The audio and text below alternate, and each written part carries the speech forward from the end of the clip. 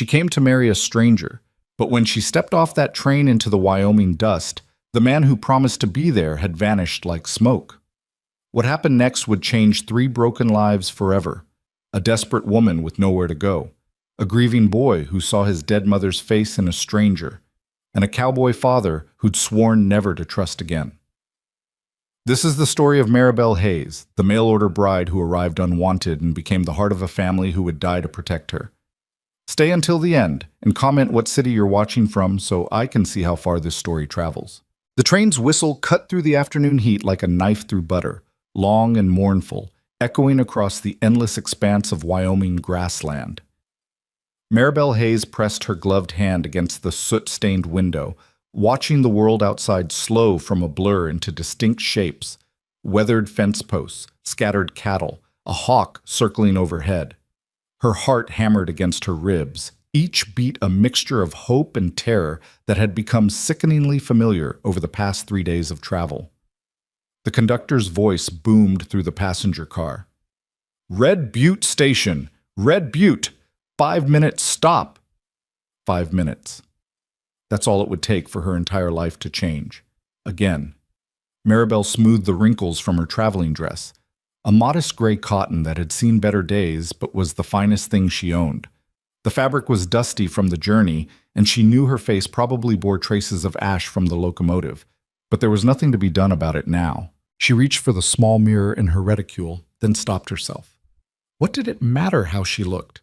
Miles Dandridge had already agreed to marry her based on a single photograph taken 3 years ago when she still had some light in her eyes. A man who would take a mail-order bride wasn't looking for beauty. He was looking for something else: labor, companionship, or perhaps just someone to cook his meals and darn his socks. The thought should have depressed her, but Maribel had learned long ago that depression was a luxury she couldn't afford. The train jerked and shuddered as the brakes engaged, throwing her forward slightly. She grabbed the seat in front of her to steady herself, earning a disapproving look from the elderly woman across the aisle who'd been praying her rosary beads for the past 100 miles. Maribel offered an apologetic smile that wasn't returned. She was used to that, too. Through the window, Red Butte Station materialized like a mirage. It wasn't much. A simple wooden platform with a faded sign, a small ticket office with peeling paint, and beyond it, the dusty main street of a town that looked like it was barely holding on to existence. A handful of buildings lined the thoroughfare: a mercantile, a saloon with a crooked sign, what might have been a church or a schoolhouse, and several structures whose purposes she couldn't immediately determine. Horses were tied to hitching posts, and a few wagons stood waiting in the shade. And somewhere in that cluster of weathered wood and desperate hope was the man she was supposed to marry. Miles Dandridge. She rolled the name around in her mind, trying to attach feelings to it. He'd written her exactly 4 letters over the past 3 months, each one shorter than the last. The first had been almost poetic, speaking of wide open spaces and new beginnings, of a ranch where she could make a home and be mistress of her own domain. The subsequent letters had been increasingly practical: lists of what she should bring, instructions for the journey, a brief description of his circumstances. A modest spread, he'd called it. Nothing fancy, but honest work and honest living. Honest. The word had appealed to her. After 3 years working in Mrs. Pemberton's boarding house in Philadelphia, where the walls were thin and the tenants' intentions were often anything but honest, the idea of an honest life had shimmered like a promised land. The train lurched to a complete stop, and steam hissed from beneath the cars, rolling across the platform in ghostly waves. Maribel's stomach clenched. This was it. The moment she'd been simultaneously dreading and praying for ever since she'd posted her reply to Miles Dandridge's advertisement in the Matrimonial Times. Widower, 42, seeks respectable woman for marriage and companionship. Must be of good character and willing to work. Ranch life. Wyoming territory. No drinkers or women of questionable morals need apply. She'd read that advertisement 100 times, memorizing every word, looking for hidden meanings between the letters. Was he kind? Was he cruel? Would he keep his promises, or was this just another version of the lies she'd been told her whole life? "Red Beauty!" the conductor called again, and passengers began to stir. Maribel reached under the seat for her suitcase, a battered leather thing held together with a strap, because one of the latches had broken in Chicago. Everything she owned in the world was in that case. 2 dresses besides the one she wore, a nightgown, undergarments, her mother's Bible, a silver hairbrush that had been her grandmother's, and the letters from Miles Dandridge, folded carefully and tied with a ribbon. Not much to show for 26 years of living, but it was hers. She stood, knees trembling slightly, and made her way toward the exit. The elderly woman with the rosary beads looked up as she passed. "Going to meet your husband?" the woman asked, her voice carrying a note of judgment that made it clear she'd guessed Maribel's purpose. "Yes, ma'am," Maribel replied, keeping her voice steady. "Huh." The woman's mouth puckered like she'd bitten into a lemon. "These modern arrangements. In my day, we married men we knew, men from our own communities." Maribel could have pointed out that not everyone had the luxury of communities or courtships, that some of us had to make do with what opportunities presented themselves. But she'd learned long ago that defending yourself to people who'd already condemned you was a waste of breath. "Have a pleasant journey, ma'am," she said instead, and moved past. The space between the rail cars was brutally hot, the metal steps slick from the steam. Maribel gripped the handrail tightly as she descended, her free hand clutching her suitcase. The platform was rough wood, splintered and uneven, and the heat radiating from it hit her like a physical force. Philadelphia in July had been sweltering, but this was different, a dry, relentless heat that seemed to pull the moisture right out of your body. She stepped fully onto the platform and looked around, searching for a man who matched the description in Miles Dandridge's letters. Tall, dark-haired, usually wearing a brown leather vest. That described about half the men in Wyoming, she suspected. But surely he'd be watching for the train, waiting for her. The platform wasn't crowded, but there were enough people to make her search difficult. A family was reuniting near the ticket office, a young woman throwing herself into the arms of a man who spun her around, both of them laughing. An older gentleman in a suit was collecting several trunks, directing a porter with sharp, precise gestures. A group of cowboys stood near the edge of the platform, smoking and talking in low voices, their eyes following her with the kind of lazy interest men always showed when a new woman arrived in a small town. But no one approached her. No one stepped forward with a smile of recognition or a word of greeting. Maribel's heart sank a little further with each passing second. The train hissed behind her, preparing to depart. Other passengers were disembarking now, moving past her with purpose, knowing where they were going and who would be waiting. She stood frozen in the middle of the platform, an island in a stream, and felt the first cold fingers of panic begin to squeeze her chest. Where was he? "Can I help you, miss?" She turned to find a young man in a conductor's uniform regarding her with polite curiosity. He couldn't have been more than 19, with a sparse mustache he was probably very proud of. I'm supposed to be meeting someone," Maribel said, hating how uncertain her voice sounded. "Mr. Miles Dandridge? Do you know him?" The conductor's face brightened with recognition. "Oh, sure. Mr. Dandridge. He's got a place about 15 miles east of here."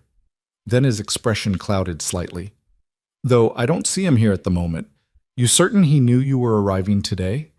"I sent a telegram last week confirming my arrival," Maribel said, and now the panic wasn't just touching her. It was wrapping around her throat like a noose. "He should be here." "Well, maybe he got held up. Ranch life, you know. Always something demanding attention. I'm sure he'll be along shortly." The conductor smiled reassuringly, but there was a flicker of doubt in his eyes that told Maribel he wasn't as confident as he pretended. "You can wait in the station office if you like. Mrs. Garrett, who runs the ticket counter, will make you a cup of tea." "Thank you," Maribel managed, but she didn't move toward the office. Something felt wrong. A man who was expecting his bride to arrive, a bride who'd traveled 1,000 miles to marry him, that man wouldn't be late. That man would have been waiting on the platform an hour early, watching every passenger car, making sure he didn't miss her. Unless he'd changed his mind. The thought crashed over her like ice water. Oh God, what if he'd changed his mind? What if he'd received her final letter, the one where she'd been honest about her lack of dowry, about having to borrow money for the train fare, about having no family to vouch for her character, and decided she wasn't worth the trouble? What would she do then? She had $17 to her name, not enough to get back to Philadelphia, even if she wanted to return to that city of broken promises, not enough to start over anywhere else. The train's whistle blew again, a warning that it would be departing shortly.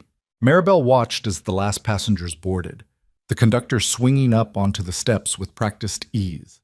Within minutes, the locomotive would pull away, taking with it her last connection to the world she'd known, leaving her stranded in this dusty Wyoming town with no husband, no prospects, and nowhere to go.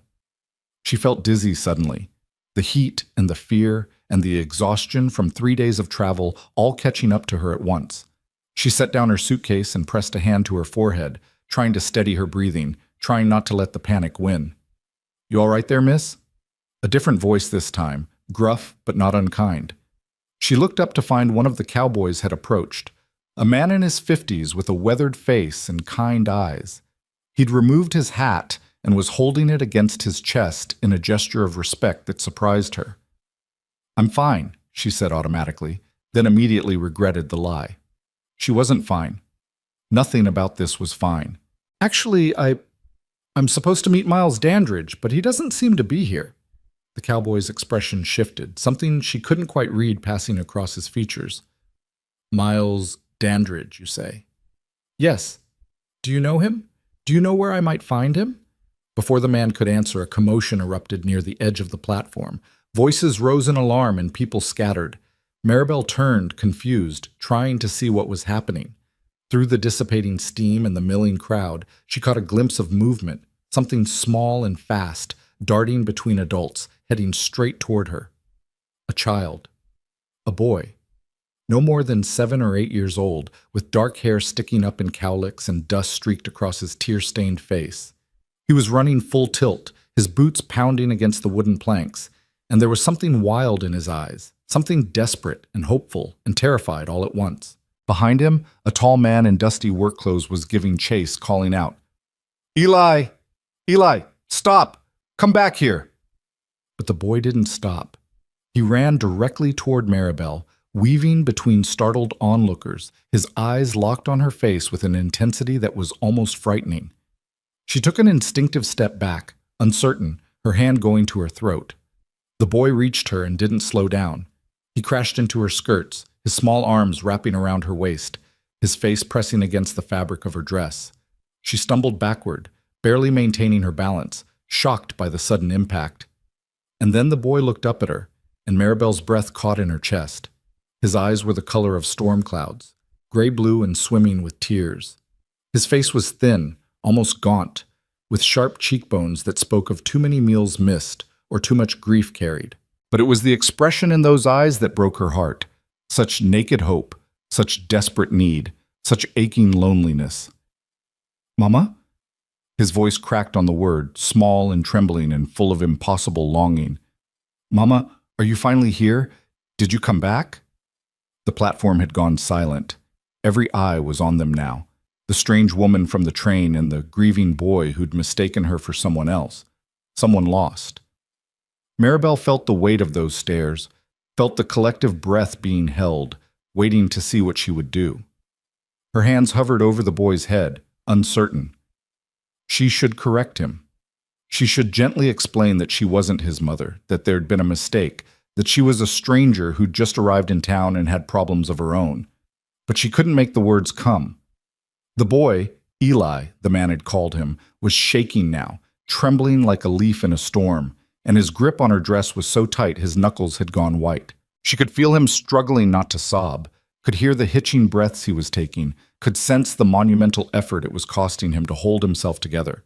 Without thinking, without planning, operating purely on instinct, Maribel knelt down.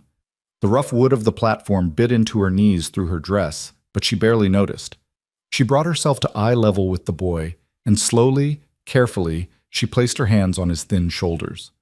"Sweetheart," she said softly, and the word surprised her. She hadn't used endearments in years, hadn't had anyone to use them with.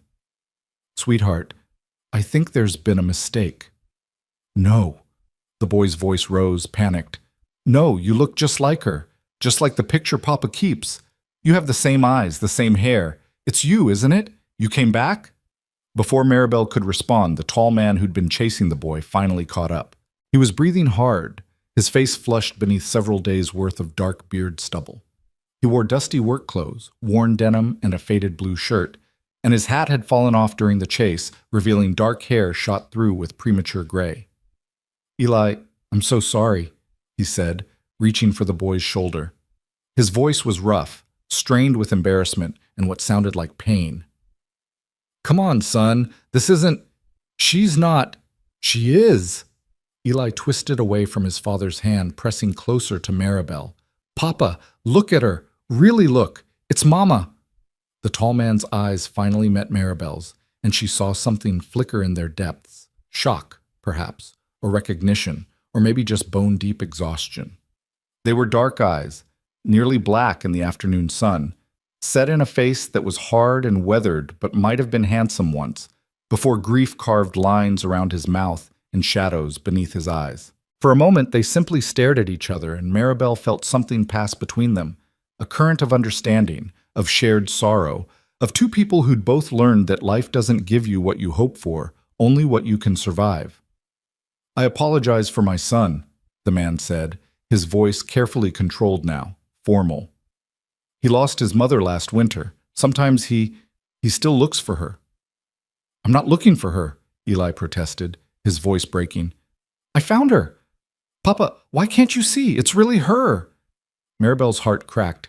She'd never had children, had never been married, had never even had a serious courtship, but something in her responded to this boy's grief with a force that surprised her. Maybe it was because she understood what it meant to lose people, to be left behind, to keep hoping against hope that somehow the people you'd lost would come back. She kept her hands on his shoulders, steady and warm, and spoke directly to him. "What's your name, sweetheart?" "Eli," he whispered. "Eli Turner." "Eli. That's a strong name. I'm Maribel Hayes." She paused, choosing her next words carefully. "I just arrived on the train from Philadelphia. I've never been to Wyoming before today. I've never met your mama." She watched his face as comprehension slowly broke through the desperate hope. His expression crumpled, tears finally spilling over, tracking through the dust on his cheeks. "But you look so much like her," he said, his voice barely audible. I really thought..." "I know," Maribel said gently. "I know what it's like to hope for something so hard it feels real." The man, Eli's father, reached for his son again, and this time Eli didn't resist. But as he was pulled back, the boy kept his eyes fixed on Maribel's face, and she saw the hope wasn't entirely gone. It had just been wounded, pushed down, forced back into whatever corner of his heart where he kept all his wishes for impossible things. "Again, I apologize," Eli's father said, settling his hands on the boy's shoulders. This isn't how we usually greet strangers." "No apology necessary," Maribel assured him, rising to her feet. Her knees protested, but she ignored them. Grief makes us all do unexpected things. The man studied her for a moment, his expression unreadable. "You said you just arrived. Are you being met by someone?" And there it was, the question she'd been dreading, the one that would expose her situation and her foolishness for all the town to see. She could lie. She could claim she was visiting relatives, or that her husband was waiting for her at the hotel, or any number of false stories that would preserve her dignity. But Maribel had learned that lies always caught up with you eventually, usually at the worst possible moment. And besides, she was too tired to lie convincingly. "I was supposed to be met," she said, keeping her voice level. "But it seems my intended didn't receive my telegram. Or perhaps..." She let the sentence trail off, unable to finish it. Perhaps he changed his mind. Perhaps he was never serious about the arrangement. Perhaps I've been played for a fool. Understanding dawned in the man's eyes, followed by something that looked like sympathy. "Mail-order bride?" The words stung, even though they were true. There was always a stigma attached to women who advertised for husbands, a suggestion of desperation or damaged goods or some fatal flaw that made them unmarriageable through normal channels. "Yes," she said, lifting her chin defiantly. "I'm supposed to marry Miles Dandridge." The reaction was immediate and impossible to miss. The man's expression hardened. Eli's eyes went wide. And from the crowd of onlookers who were still watching this drama unfold, Maribel heard a collective intake of breath that spoke volumes. "Miles Dandridge," the man repeated slowly, and his voice had gone cold. "You're here to marry Miles Dandridge." That was the arrangement, yes. Maribel's heart was racing now. Something was wrong, very wrong. "Do you know him? Do you know where I might find him?" The man opened his mouth, then closed it again. He looked at his son, then back at Maribel, and she saw him making some kind of calculation, weighing options she couldn't see. "I'm Caleb Turner," he said finally. "I have the ranch adjacent to Dandridge's property, and I think there are some things you need to know about the man you've traveled all this way to marry." The way he said it, the careful tone, the deliberate choice of words, sent ice water through Maribel's veins. She'd known, in some corner of her heart, that this situation wasn't right. The missing groom, the shocked reactions, the way Caleb Turner was looking at her now with a mixture of pity and something else, anger, maybe, or protectiveness. "Tell me," she said, and she was proud that her voice didn't shake. "Whatever it is, just tell me." Caleb glanced around at the crowd that had gathered, faces she didn't know, people who would carry whatever happened next through the town like wildfire. He seemed to make a decision. "Not here," he said. "My wagon's just down the street. Let me take you somewhere we can talk properly, somewhere you can sit down and have some water before we discuss your situation." "I don't need to sit down," Maribel protested. "I need to know what's happened. Where's Miles Dandridge? Why isn't he here?" "Because he's a lying, cheating, no good us." Caleb cut himself off, glancing at his son. "Because he isn't the man he pretended to be in his letters. And because if I had to guess, he's probably already collected whatever dowry you were supposed to bring and is halfway to Denver by now." The platform tilted beneath Maribel's feet. She heard the words, understood them individually, but her brain refused to assemble them into a coherent meaning. Collected her dowry? But she didn't have a dowry. She'd been very clear about that in her letters. "I don't understand," she said faintly. "He's done this before," Caleb continued, his voice grim. "Advertised for a bride, gotten some money sent ahead, then disappeared before the woman arrived. He preys on women who are desperate enough to take a chance on a stranger." The words hit Maribel like physical blows. Desperate. That's what she was, what she'd been. Desperate enough to board a train to Wyoming. Desperate enough to agree to marry a man she'd never met.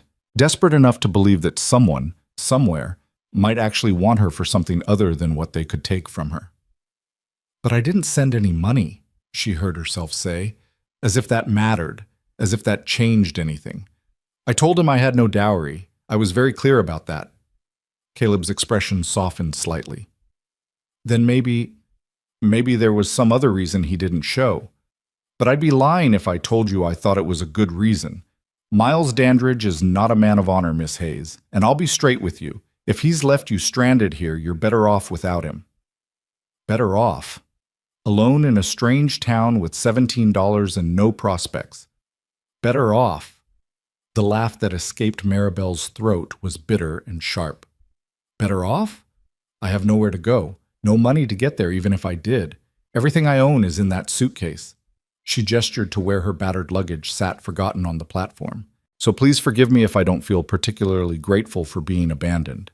She hadn't meant to say all that, hadn't meant to let the fear and the anger and the crushing disappointment come pouring out in front of all these strangers. But 3 days of travel, of hope and dread tangled together, of imagining a future that had just been ripped away. It was too much. She was too tired to maintain the careful composure she'd spent years perfecting. Silence fell over the platform. The train had pulled away during the confrontation, leaving them all standing in the settling dust, and now there was nothing to mask the awkwardness, nothing to fill the terrible quiet, except the distant sound of horses and the wind moving through the grass beyond town. Then Eli Turner spoke, his voice small but determined. "She can stay with us." "Eli," Caleb started. "Papa, she's got nowhere to go. You said so yourself. And we've got the extra room since Mama." He stopped, swallowing hard. "Since Mama went to heaven. It's not right to leave her alone." Maribel looked at the boy, at this small, grieving child who'd mistaken her for his dead mother and was now trying to save her in return, and felt something crack open inside her chest. "That's very kind," she said softly. "But I couldn't impose—" "It's not an imposition if we're offering," Caleb interrupted. He was watching her with those dark eyes, measuring, assessing. Eli's right. We do have the room, and... He paused, seeming to choose his words carefully. And it's a long ride back to my ranch, but there's a boarding house in town. Mrs. Kelly runs a respectable place. She might have a room you could rent while you figure out your next steps. With what money? Maribel asked bluntly. I have $17, Mr. Turner. That might buy me a week at a boarding house if I'm lucky. And then what? I'll be exactly where I am now, except a week older and 7 days hungrier. She saw respect flash in Caleb's eyes. Respect for her honesty, maybe, or for her refusal to pretend this situation was anything other than dire. Then stay at the ranch, he said. Just for a few days until we figure something out. You can help with the cooking and the housework if it makes you feel better about accepting charity. God knows the place has fallen apart since Sarah died. And Eli could use... He trailed off, looking at his son with such profound sadness that Maribel had to look away. Could use what? She asked quietly. Someone who isn't drowning in their own grief, Caleb finished. Someone who might remember how to smile. The honesty of it stole her breath. This man she'd just met was laying his soul bare on a train platform in front of half the town, admitting his failures as a father, offering help to a stranger because his dead wife's absence had left a hole in his life he didn't know how to fill. I'm not particularly good at smiling these days either, Maribel admitted. Then maybe you can both learn again, Caleb suggested. Or maybe you'll just be miserable together for a few days until you move on. Either way, you'll have a roof over your head and 3 meals a day, which is better than you've got right now. It was an impossibly generous offer from a man who had no reason to trust her, and every reason to send her on her way. Maribel knew she should refuse, knew that accepting charity from a widower she'd just met was inviting gossip and complications, knew that letting herself get tangled up in someone else's grief when she was barely holding herself together was a terrible idea. But she also knew that refusing meant facing a night alone in a strange town with no plan and dwindling resources, meant admitting defeat before she'd even tried to find a way forward, meant giving up the one thing she'd held on to through 3 years in Philadelphia's worst boarding house, the belief that she deserved better than whatever scraps life threw at her. All right, she heard herself say, just for a few days, until I can find work or figure out some other option. Eli's face lit up like sunrise, and Caleb nodded, something like relief crossing his features. Good, he said. That's settled then. My wagon's at Jameson's Mercantile. Let me get your bag. He bent to pick up her suitcase, testing its weight with a slight frown. This is all you brought? I travel light, Maribel said, her voice harder than she intended. Learned a long time ago not to get too attached to things. Something in Caleb's expression shifted. Recognition, maybe, of a kindred spirit. Someone else who'd learned to let go. Fair enough, was all he said. Come on then. It's a 15-mile ride to the ranch, and I'd like to be home before dark. As they made their way off the platform and onto the dusty main street of Red Butte, Maribel was acutely aware of the stairs following them. The whispers were already starting. She could feel them like insects crawling across her skin. The mail-order bride who'd been abandoned. The desperate woman being taken in by the widower. The scandal of it all would be the talk of the town by sunset. She lifted her chin and kept walking. Eli had slipped his hand into hers without asking permission, his small fingers warm and slightly sticky against her palm. She should probably discourage it. She'd be leaving in a few days, and she didn't want him getting attached to another person who would disappear from his life. But she couldn't quite make herself pull away. His grip was gentle but insistent, and there was something comforting about it, about being needed even in this small way. The Mercantile was a rambling building with a covered porch and various tools and supplies displayed in the windows. Caleb's wagon was hitched out front, a sturdy farm wagon with a bench seat and a bed that currently held several sacks of what looked like feed or seed. It wasn't fancy, but it was well maintained, the wood solid and the wheels properly greased.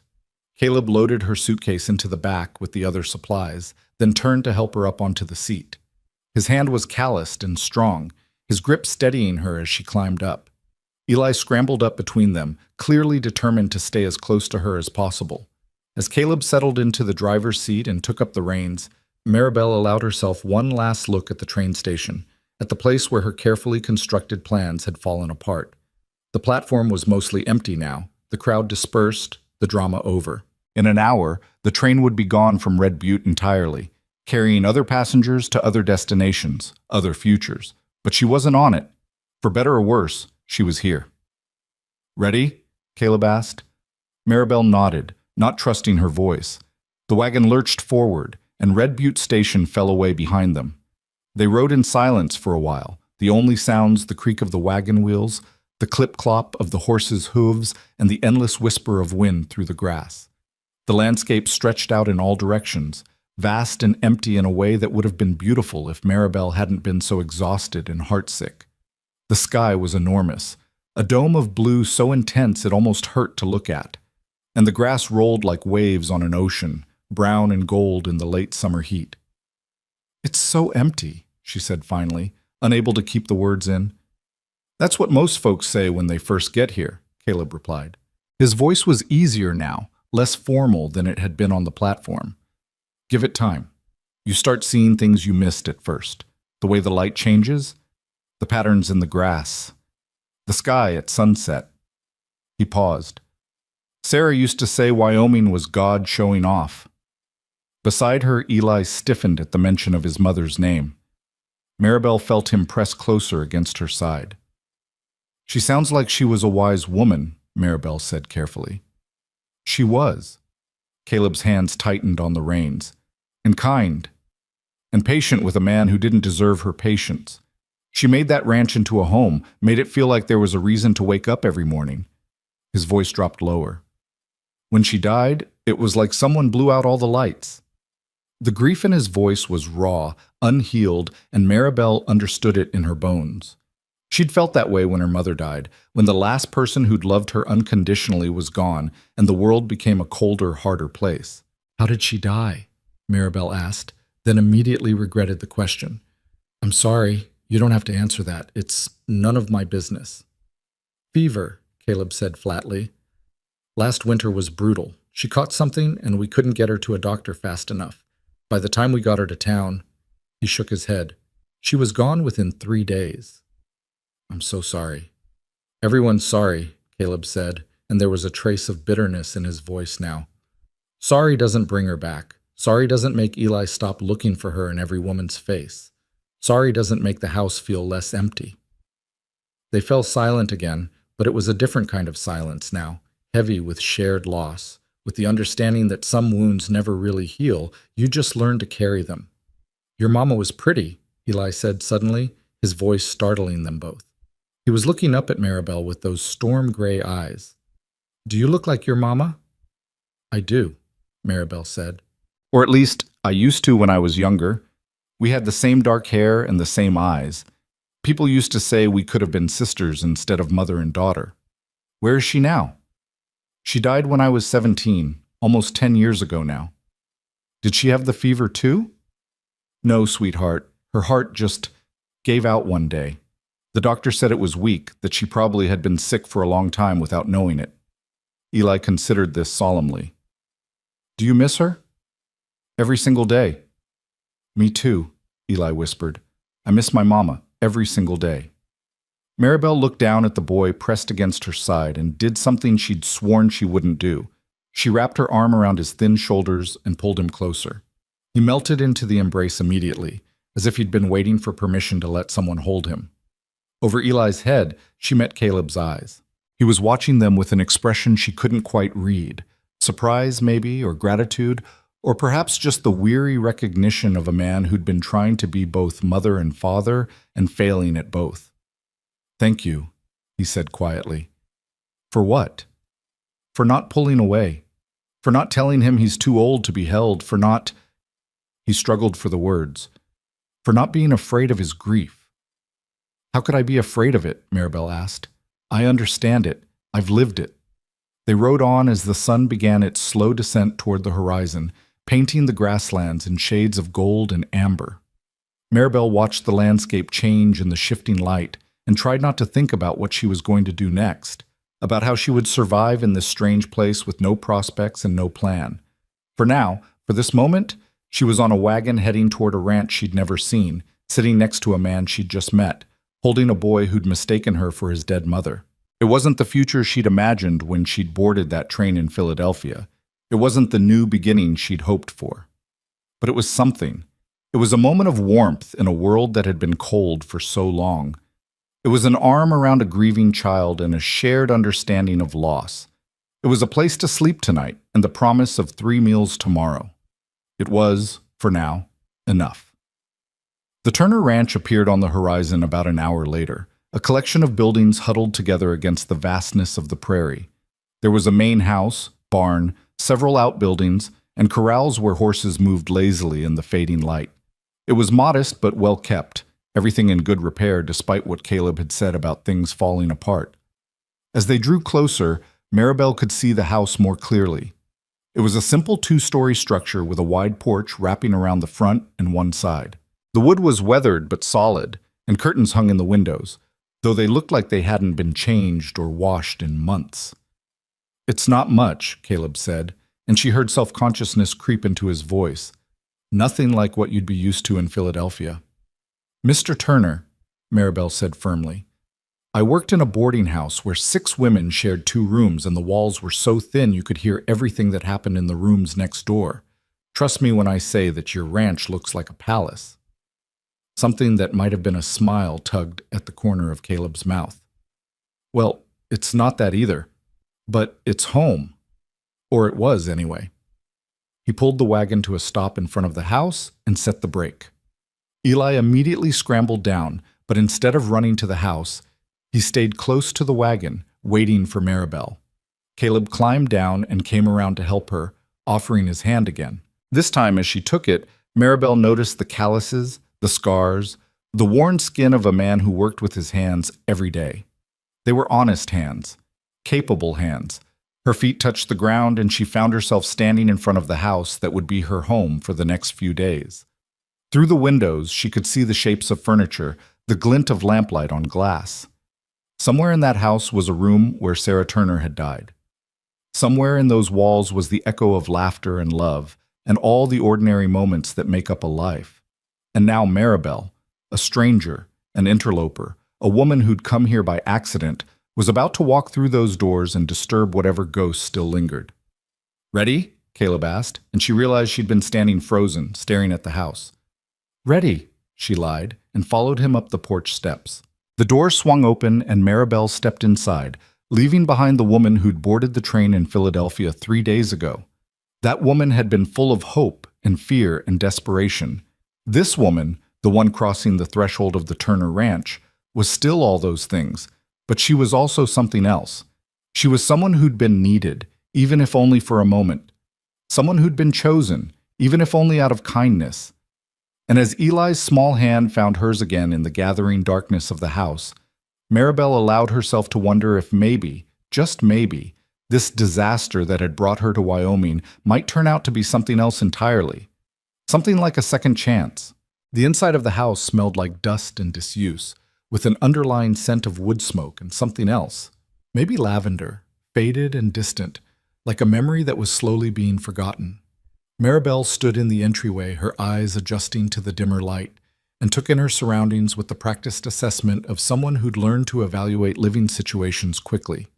The front room was larger than she'd expected, with a stone fireplace dominating one wall and windows on 2 sides that would let in good light during the day. The furniture was simple but well made. A sofa with faded upholstery, 2 wooden chairs, a small table covered with newspapers, and what looked like ranch accounts. Everything was coated in a fine layer of dust, and there were dishes stacked on the side table, boots kicked off near the door. A general air of masculine disorder that spoke of men living without a woman's organizing hand. "I know it's a mess," Caleb said, and she heard embarrassment in his voice. "We've been managing, barely." "It's fine," Maribel assured him, though her fingers were already itching to start cleaning. "I've seen worse, much worse." Eli had released her hand and was standing uncertainly in the middle of the room, watching her face as if trying to gauge her reaction to his home. She smiled at him, hoping to reassure him, and saw some of the tension leave his small shoulders. "Why don't you show Miss Hayes to the spare room?" Caleb suggested to his son. "Let her get settled while I tend to the horses." "It's Maribel," she corrected gently. "Miss Hayes makes me feel like a school teacher, which I'm definitely not." Something flickered in Caleb's expression. Amusement, maybe, or appreciation for her informality. Maribel, then. And you can call me Caleb. We don't stand much on ceremony out here. He moved past her to retrieve her suitcase from the wagon, and Maribel caught a scent of leather and hay and honest sweat, the smell of a man who worked hard and didn't apologize for it. It wasn't unpleasant, just different from the perfumed men who'd frequented Mrs. Pemberton's boarding house, the ones who masked their true natures with cologne and false charm. Eli tugged at her sleeve. The spare room's upstairs. He stopped, swallowing hard. It was supposed to be for when we had guests, but nobody ever came to visit after Mama got sick. Maribel followed the boy up a narrow staircase, each step creaking under her weight. The second floor was dark, just a hallway with 4 doors, all closed. Eli pushed open the second door on the right, revealing a small bedroom with a single bed, a dresser, and a window that looked out over the prairie. The room was clean, cleaner than the rest of the house anyway, and there was a quilt on the bed that had been carefully made, the corners tucked in with precision. Someone had cared about this room once. Someone had prepared it for visitors who never came. It's perfect, Maribel said, meaning it. After 3 years sharing cramped quarters with other women, after nights sleeping on trains, after the constant fear of having nowhere to sleep at all, this small room felt like a luxury. Really? Eli's face lit up. You really like it? I really do. Thank you for sharing your home with me, Eli. The boy ducked his head, suddenly shy. Papa says we're supposed to help people when they need it. That's what Mama would have wanted. Before Maribel could respond, she heard Caleb's boots on the stairs. He appeared in the doorway with her suitcase, his large frame nearly filling the opening. For a moment, they just looked at each other, 2 strangers thrown together by circumstance, both uncertain what came next. I'll let you get settled, Caleb said, setting the suitcase down carefully. There's a basin and pitcher on the dresser if you want to wash up. Supper will be in about an hour. Nothing fancy, just beans and cornbread. It's about all Eli and I can manage these days. That sounds wonderful, Maribel said. But if you don't mind, I'd like to help with the cooking. I'm not much good at sitting idle. Caleb's eyebrows rose. You've been traveling for 3 days and had your whole world turned upside down. You should rest. I've been sitting on a train for 3 days, Maribel corrected. What I need is to do something useful. Besides, if I'm staying here, I should earn my keep. She saw him measuring her words, trying to determine if she meant them or if she was just being polite. Finally, he nodded. All right, kitchen's downstairs, back of the house. I need to check on the horses and make sure the barn's secure for the night. When I come back in, we can figure out supper together. After he left, Maribel stood alone in the small bedroom, listening to the house settle around her. Through the window, she could see Caleb walking toward the barn, his gait easy and confident, a man comfortable in his element. Eli had followed him, trotting to keep up with his father's longer stride. She watched them disappear into the barn, then turned to survey her temporary home. The room was sparse but not cold. Someone had hung simple curtains. The same lavender scent she'd noticed downstairs clung faintly to the fabric. Sarah's work, most likely. A woman making her house into a home, creating beauty in this harsh landscape. Maribel opened her suitcase and carefully removed her belongings. The 2 spare dresses, the nightgown, the undergarments she'd washed and mended so many times the fabric was nearly transparent in places. Her mother's Bible, leather-worn and spine-cracked from years of reading. The silver hairbrush, tarnished now but still solid, still beautiful in its way. And at the bottom, wrapped in a scrap of cloth, the letters from Miles Dandridge. She stood holding those letters for a long moment, feeling the weight of broken promises in her hands. Then, with deliberate care, she walked to the window, opened it, and let the Wyoming wind take them. The pages scattered across the prairie grass, tumbling end over end, and she watched them go without regret. Whatever Miles Dandridge had promised, whatever lies he'd told, they didn't matter now. She was done with false hopes and empty words. From here on, she would deal only in what was real and solid and true.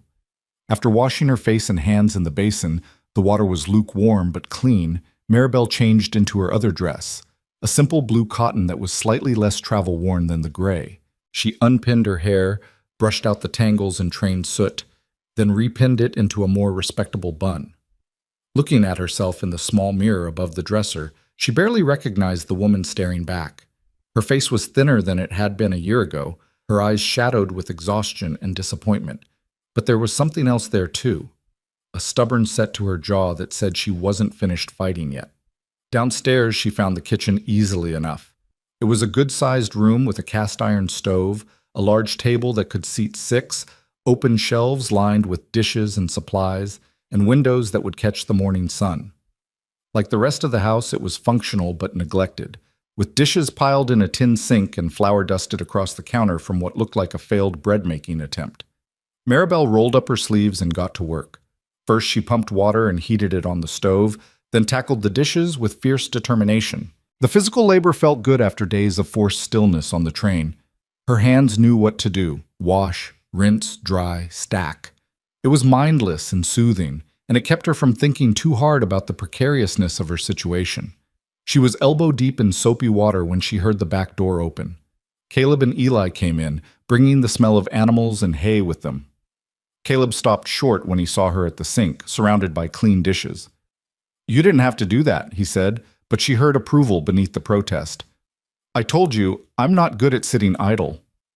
Maribel rinsed the last plate and set it in the drying rack. "Now, what about this supper? Where do you keep your beans?" For the next hour, the kitchen became a space of quiet cooperation. Caleb showed her where things were stored: the beans in a jar on the shelf, the cornmeal in a tin, the salt pork wrapped in cloth in the cold cellar. Maribel set about making supper while Caleb built up the fire in the stove and Eli set the table, his small hands carefully arranging the plates and forks with endearing precision. "Mama always said the table should be pretty," Eli explained, adjusting a fork that was slightly crooked. "Even if the food's simple, the table should be pretty." "Your mama was right," Maribel agreed. "Presentation matters. It shows respect for the food and the people eating it." She could feel Caleb watching her as she worked, but his gaze wasn't intrusive or uncomfortable. He seemed genuinely curious, as if trying to figure out who this woman was who'd appeared on the train platform and disrupted his carefully controlled grief.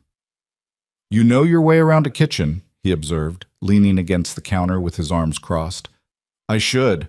I've been cooking since I was 8 years old. My mother worked as a seamstress, long hours for little pay. Someone had to make sure we ate." "No father?" "He died when I was 3. Accident at the docks. I don't remember him." She stirred the beans, adding a bit of salt pork for flavor. "It was just me and my mother for 14 years. Then just me. No other family? None that wanted anything to do with us. My mother's people disowned her when she married my father. He was Irish immigrant. She was from an old Boston family. They considered it a scandal." Maribel smiled without humor. "Amazing how quickly family can decide you don't exist when you embarrass them." "I know something about that," Caleb said quietly. "My family didn't approve of Sarah. Said she was too educated for a rancher's wife, that she'd never be happy out here. They were wrong about the happiness part, but they cut us off all the same. Didn't even come to the funeral." The beans were simmering nicely now, and Maribel turned her attention to the cornbread, mixing meal and water and a bit of precious sugar into a thick batter. "Seems like there's a lot of that going around. Families who love you conditionally, who decide you're only worth knowing if you do what they want." "Is that why you answered Dandridge's advertisement?" Caleb asked. "No family to help you?" Maribel poured the batter into a greased pan before answering. "I answered because I was tired of being afraid. Tired of wondering if Mrs. Pemberton would raise the rent again, or if one of the male tenants would finally work up the courage to try my door handle at night. Tired of having no control over my own life." She slid the pan into the oven and closed the door with more force than necessary. "I thought marrying a stranger in Wyoming couldn't be worse than what I was already living. Turns out I was wrong about the stranger part, but right about leaving Philadelphia. Even now? Even stranded in a place you don't know with no prospects?" She turned to face him fully, meeting his dark eyes with her own. "Even now. At least here, I get to choose what happens next. Even if all my choices are bad ones, they're mine." Something shifted in Caleb's expression. Understanding, maybe, or respect. "That's a hard way to live." "It's the only way I know." Eli, who'd been listening to this exchange with wide eyes, suddenly spoke up. You could stay here forever. Then you wouldn't have to choose bad things. You could choose us. The simple statement hung in the air like a prayer. Maribel's throat tightened and she saw Caleb stiffen, clearly uncomfortable with his son's attachment to a woman who'd be leaving in a matter of days. Eli, Caleb started, his voice gentle but firm. Maribel has her own life to figure out. We can't— I know, Eli interrupted, and his voice was suddenly much older than his years. I know she has to go. Everyone goes eventually. He looked at Maribel with those storm gray eyes. But it would be nice if just once someone stayed. The words pierced Maribel's heart like a blade. She knelt down in front of the boy, heedless of her dress on the dusty floor. Eli, listen to me. I don't know what's going to happen tomorrow or next week or next month, but I promise you this. While I'm here, I'm really here. I won't pretend to be someone I'm not, and I won't make promises I can't keep. Can that be enough? Eli studied her face for a long moment, then nodded slowly. Okay. Okay, she echoed, and rose to her feet, her knees protesting slightly. They ate supper at the big kitchen table as the last light faded from the windows. The beans were simple but filling, the cornbread golden and surprisingly good considering the ancient oven she'd worked with. Eli ate with the single-minded focus of a growing boy, but Maribel noticed he kept glancing at her, as if reassuring himself she was still there. Caleb ate more slowly, and she caught him watching her several times with an expression she couldn't quite read. Not attraction. It was too soon for that, too raw. But something else. Curiosity, maybe. Or the cautious assessment of a man who'd been burned before and was determined not to make the same mistake twice. This is good, he said finally, gesturing to his plate. Better than anything Eli and I have managed in months. It's just beans and cornbread. It's a hot meal at a clean table. That's more than we've had in a while. He paused, then added quietly, Thank you. After supper, Maribel insisted on cleaning up despite Caleb's protests. Eli helped her, carefully carrying dishes to the sink and drying them with a towel that was too big for him. As they worked, the boy chattered about the ranch, about his favorite horse, a mare named Daisy, about the calf that had been born last spring, about the swimming hole down by the creek where his mother used to take him on hot days. Maybe you could come swimming with me, Eli suggested hopefully, if you're still here when it gets hot again.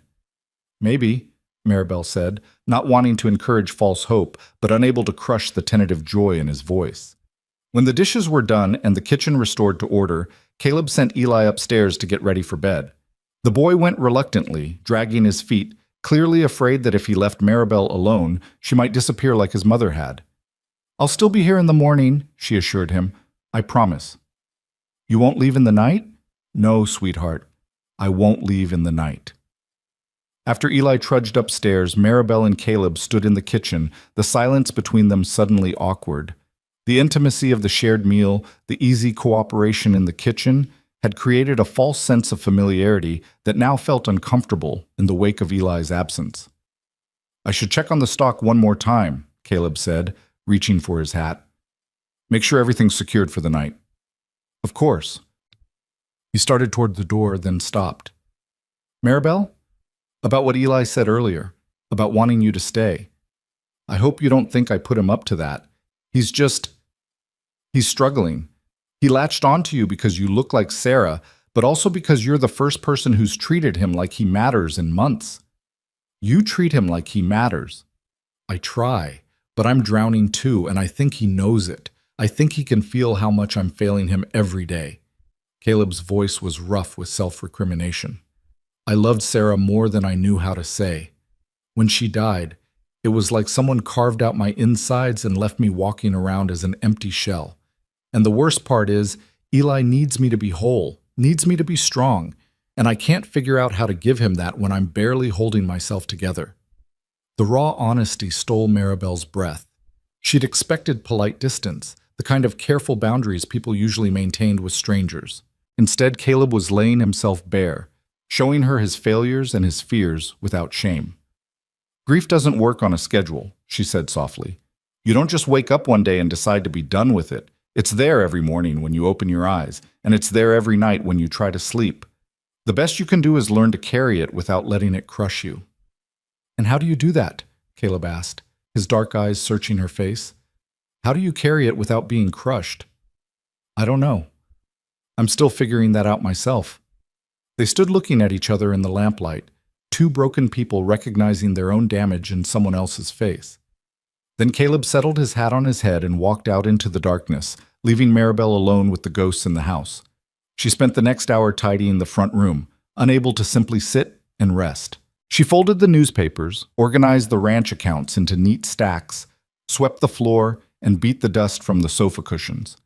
Physical labor kept her mind quiet, kept the panic at bay, kept her from thinking too hard about what she would do when these few days of borrowed time ran out. When she finally climbed the stairs to her small borrowed bedroom, exhaustion hit her like a physical force. She changed into her nightgown, unpinned her hair, and slipped between sheets that smelled faintly of cedar and lavender.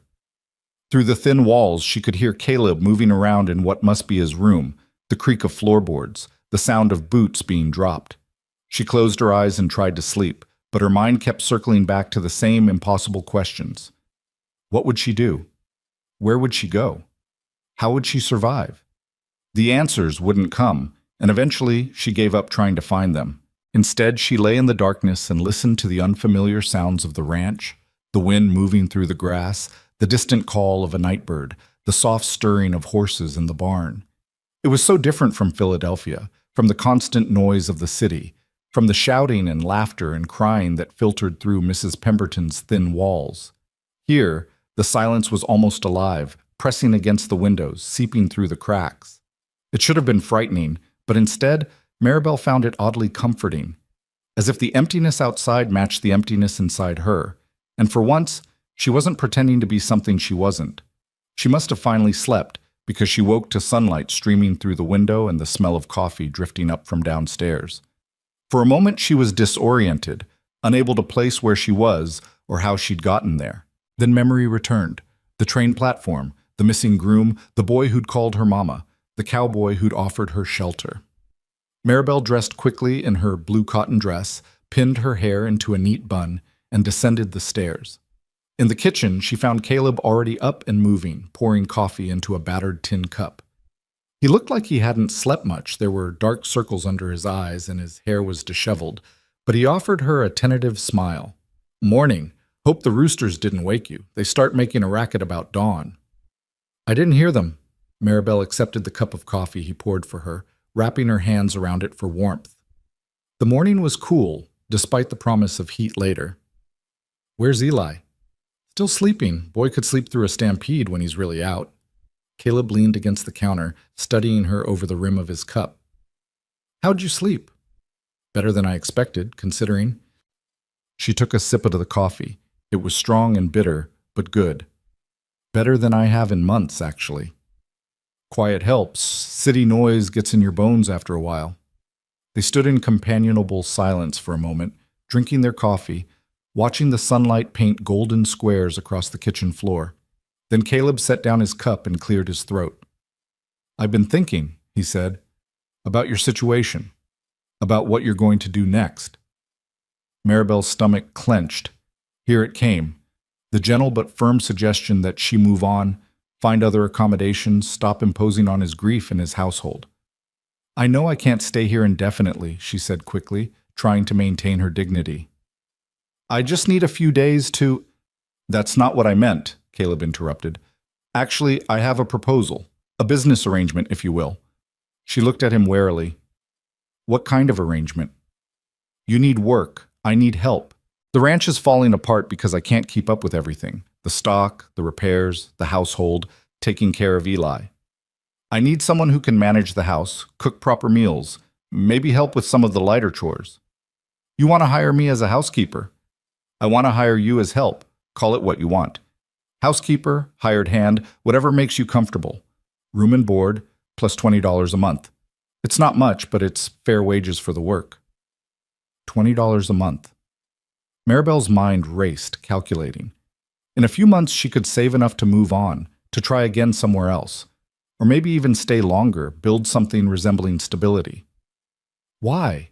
she asked bluntly. "You don't know me. I could be a terrible cook, I could be lazy or dishonest or any number of things. Why would you offer this to a complete stranger? Caleb met her eyes steadily. Because yesterday, my son smiled for the first time in 6 months. Because you cleaned my kitchen without being asked and cooked a meal that actually tasted like someone gave a damn about it. Because you knelt down in the dust and promised a grieving boy you wouldn't lie to him. He paused. And because I saw how you looked at that train station when you realized your groom wasn't coming. I saw someone who'd been disappointed so many times they'd stopped expecting anything better. I know what that looks like because I see it in my mirror every morning. The words hit Maribel like a fist to the chest. She wanted to be suspicious, wanted to look for the trap, the hidden cost, the inevitable betrayal. But all she saw in Caleb Turner's face was exhaustion and honesty and a desperate hope that maybe, just maybe, this could work out for both of them. I'll need to set some ground rules, she said carefully. Such as? This is a business arrangement. You're my employer, not my... She struggled for the right word. Not anything else. I keep my own room, I make my own choices, and if at any point this stops working for either of us, we can end it with no hard feelings. Agreed. And Eli, I won't encourage him to think of me as a replacement for his mother. I'll be kind to him. I'll take care of him, but I won't pretend to be something I'm not. That's fair. That's more than fair. Caleb extended his hand. So, do we have a deal? Maribel looked at his outstretched hand, calloused, scarred, honest, and thought about all the hands that had reached for her over the years. Hands that took without asking. Hands that made promises they never intended to keep. Hands that pushed her away when she was no longer useful. This hand was different. She didn't know how she knew, but she did. She reached out and shook it firmly. We have a deal. The relief that washed over Caleb's face was almost painful to witness. Thank you. You don't know what this means. I think I do, Maribel said quietly. I think we're both getting a second chance we didn't expect. A thump from upstairs announced Eli's awakening, followed by the sound of small feet hitting the floor. Moments later, the boy appeared in the kitchen doorway, his hair sticking up in all directions, his face still creased from the pillow. You're still here, he breathed, and the relief in his voice was heartbreaking. I told you I would be, Maribel reminded him gently. And I'm going to be here for a while longer. Your father has hired me to help around the ranch. Eli's eyes went wide. You're staying, really staying. For now, yes. The boy launched himself across the kitchen and wrapped his arms around her waist, holding on tight. Over his head, Maribel met Caleb's eyes, and in that moment, she understood that they'd all just stepped off a cliff together. Whether they'd fall or fly remained to be seen. But for the first time in longer than she could remember, Maribel felt something that might have been hope stirring in her chest. It was fragile and frightened, barely more than a whisper, but it was there. And maybe, just maybe, that would be enough. The days that followed fell into a rhythm that surprised Maribel with its ease.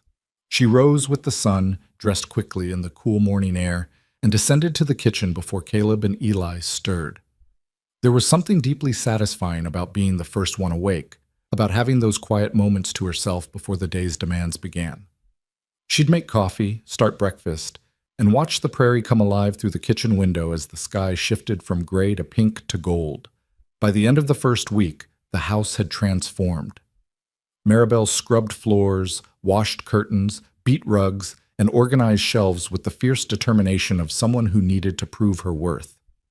She found Sarah's recipe book tucked in a drawer, pages stained and dog-eared, notes written in careful script, and taught herself to make the dishes Eli remembered his mother cooking. Pot roast with carrots, apple cobbler. Biscuits that were almost as fluffy as the ones he described with reverent detail. Caleb worked from dawn until dusk, mending fences, tending cattle, breaking horses, doing all the 100 tasks that kept a ranch running. He'd come in for meals exhausted and dusty, his hands scraped raw, his shirt soaked with sweat. But Maribel noticed he started lingering at the table after supper, talking about the day's work, asking her opinion on small matters, teaching Eli his letters while she washed dishes. And Eli bloomed like a flower after rain. The hollow look began to fade from his eyes. He started sleeping through the night without nightmares. He laughed more, played more, brought Maribel wildflowers from the prairie and smooth stones from the creek. He followed her around the house like a shadow, chattering endlessly, And while she was careful not to let him call her mama, she couldn't help but respond to his desperate need for maternal attention. It was on the 10th day, as Maribel was hanging laundry in the yard, that she saw the rider approaching from the east. She shaded her eyes against the midday sun, watching the figure grow larger, and felt an inexplicable sense of unease settle over her. Something about the way the man sat his horse, too casual, too confident, like he owned everything he surveyed, set her teeth on edge. Caleb emerged from the barn, and she saw his posture stiffen when he spotted the rider. His hand moved unconsciously to his hip, as if checking for a gun that wasn't there. "Go inside," he called to Maribel, his voice hard. "Who is it?" "Just go inside. Take Eli with you." But it was too late. The rider had already covered the distance to the house, and now Maribel could see him clearly. He was perhaps 40, with slicked back dark hair and a mustache waxed to sharp points. He wore expensive clothes, a vest with silver buttons, polished boots, a hat that probably cost more than Maribel made in 3 months. Everything about him screamed money and self-importance. He pulled his horse to a stop and surveyed the ranch with an expression of amused disdain. His eyes passed over Caleb dismissively, then landed on Maribel and stayed there, traveling up and down her body with the kind of proprietorial assessment that made her skin crawl. "Well, well," the man said, his voice smooth as oil. "Looks like someone's been making improvements around here, Turner. Got yourself a new housekeeper?" "What do you want, Dandridge?" Caleb's voice was cold enough to freeze water. Maribel's blood turned to ice. Dandridge, Miles Dandridge, the man she was supposed to marry, the man who'd abandoned her at the train station. She stood frozen, a wet sheet in her hands, as Miles Dandridge dismounted with elaborate care and approached her with a smile that didn't reach his eyes. "My dear Miss Hayes," he said, sweeping off his hat in a mockery of gentlemanly behavior, "I cannot apologize enough for the unfortunate misunderstanding at the station. I was detained by urgent business in Denver and only just returned to find your telegram waiting. Naturally, I rode here immediately to collect you and make amends for my tardiness." Every word was a lie. Maribel could see it in the way his eyes shifted, in the practiced smoothness of his delivery, in the complete absence of genuine remorse. This was a man who lied as easily as breathing. "Collect me?" she repeated, finding her voice. "Like a piece of luggage you left at the station?" Miles's smile tightened. "I understand you're upset, my dear. Any woman would be after such an ordeal. But now that I'm here, we can proceed with the wedding arrangements and—" "She's not going anywhere with you," Caleb interrupted, moving to stand between Maribel and Miles. "She's got employment here, room, board, and fair wages. She doesn't need your charity or your lies." Miles's expression hardened, the false congeniality dropping away like a discarded mask. "Employment? Is that what we're calling it?" He looked past Caleb to Maribel, his eyes calculating. "How convenient for you, Turner. Your wife barely cold in the ground, and already you've got a replacement warming your bed." "You son of a—" Caleb lunged forward, but Maribel grabbed his arm, stopping him. "Don't," she said quietly. "He's not worth it." Miles laughed, a sound like breaking glass. "Oh, she's got you well trained already. Tell me, Miss Hayes, how long did it take you to work your way into his house? Did you plan this from the beginning, or was seducing a grieving widower just a happy accident?" The accusation struck like physical blows, but Maribel forced herself to stand tall, to meet Miles's contemptuous gaze without flinching. She'd been called worse things by better people. "Mr. Dandridge," she said, her voice steady despite the rage burning in her chest, "I don't know what kind of women you usually associate with, but I'm not property to be collected when convenient. You made me an offer, you failed to honor it, and I've made other arrangements. Consider our agreement null and void." "That's not how this works," Miles said, his voice dropping to something dangerous. "You came here to marry me. You accepted my proposal. That makes you mine, whether you like it or not." "Yours?" Maribel repeated incredulously. "I'm not a horse or a piece of land. I'm a human being and I can change my mind." "Not when there's a contract involved." Miles reached into his vest and pulled out a folded paper, waving it like a weapon.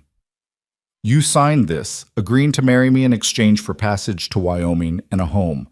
I paid for your train ticket, which makes you legally obligated to fulfill the terms of our agreement."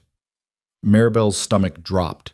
She had signed something, a brief letter of agreement, nothing elaborate, just a simple acknowledgement that she accepted his proposal and would travel to Wyoming to become his wife. At the time, it had seemed like a formality. Now she realized it might be a trap. "You paid for her ticket?" Caleb's voice was sharp. "Funny, because Maribel told me she borrowed money to pay for it herself." Miles's expression flickered, just for a moment, but it was enough. Maribel saw the truth written there plainly. He'd lied about paying for her passage, probably to make his claim of ownership more legitimate. "I reimbursed her," Miles said quickly. "Sent the money ahead as any gentleman would." "Show me the receipt," Maribel demanded. "If you sent money, you'll have a receipt from the bank or the telegraph office." Miles's jaw tightened. "I don't need to prove anything to you. The contract is clear. You agreed to marry me, and I'm here to hold you to that agreement. Now, get your things. We're leaving." "No," Maribel said simply. "No?" Miles took a step closer, and there was real menace in his voice now. "You seem to be confused about your position here, Miss Hayes. You're an unmarried woman alone in a territory you don't know, with no family, no resources, and no legal standing. I, on the other hand, am a respected landowner with connections throughout the territory. If I say you're my intended bride, who's going to contradict me? Who's going to take your word over mine?" "I will," Caleb said, his voice like steel. "And so will every decent person in Red Butte who knows what kind of man you really are." Miles turned on him with a snarl. "Decent people? You mean the same people who whisper about how quickly you've taken up with another woman after your wife died? The same people who wonder if maybe Sarah's death wasn't quite as natural as you claimed?" Caleb went white, and Maribel saw his hands clench into fists. "You're a lying piece of— Am I lying? Or am I just saying what everyone's thinking?" Miles's smile was cruel now, enjoying the pain he was inflicting. Poor Sarah, married to a man who couldn't provide properly, working herself to death trying to make that pathetic excuse for a ranch succeed. Is it any wonder she got sick? Is it any wonder she didn't have the strength to fight off a simple fever? "Get off my land," Caleb said, his voice shaking with barely controlled rage. "Get off my land before I do something we'll both regret." "I'll leave when I get what I came for." Miles turned back to Maribel. "Last chance, Miss Hayes. Come with me now, and we'll say no more about this unfortunate incident. Refuse, and I'll make sure everyone from here to Cheyenne knows you're a woman of questionable morals who broke a legal contract to take up with a grieving widower.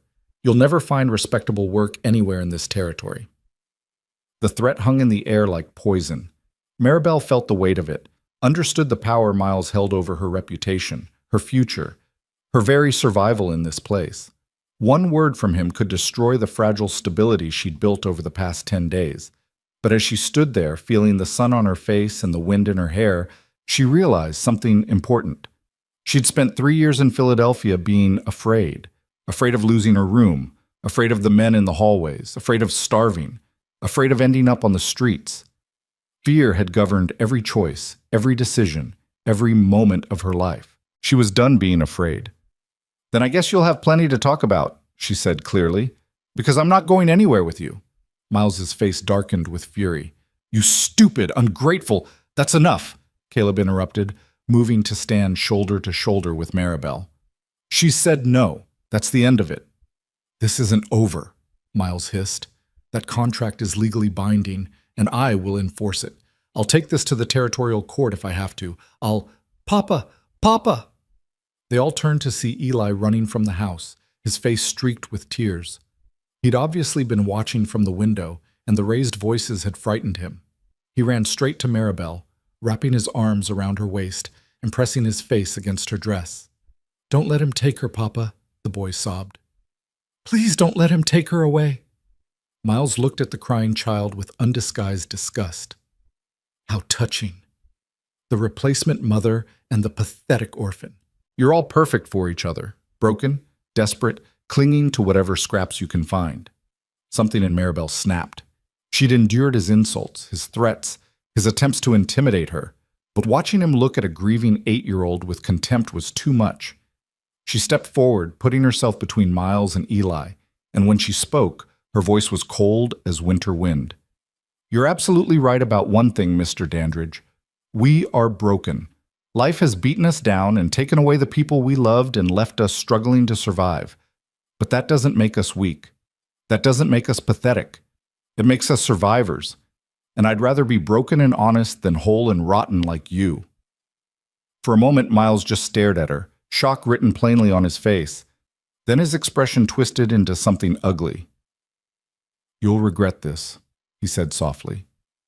"Both of you. I'll make sure of it." He turned and strode to his horse, mounting in one fluid motion. Before riding away, he looked back at them, his eyes promising retribution. "This isn't over," he repeated. "Not by a long shot." They watched him ride away, his horse kicking up dust that hung in the air like a bad omen. Maribel felt Eli trembling against her, and she placed a protective hand on his head, stroking his hair gently. "Is he going to take you away?" Eli whispered. "No, sweetheart, he's not going to take me anywhere."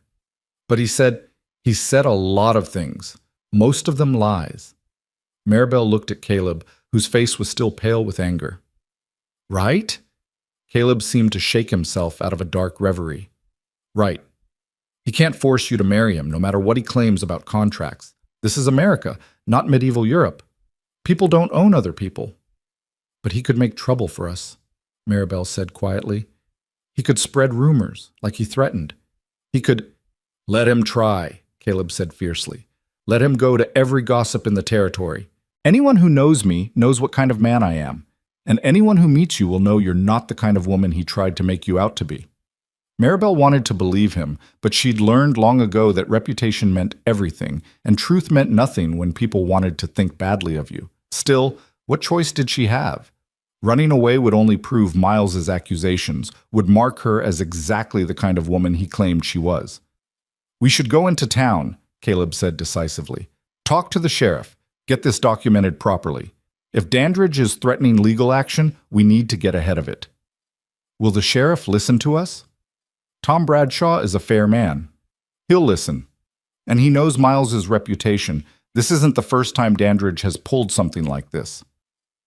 They went inside, and while Caleb changed into cleaner clothes, Maribel helped Eli wash his face and calm down.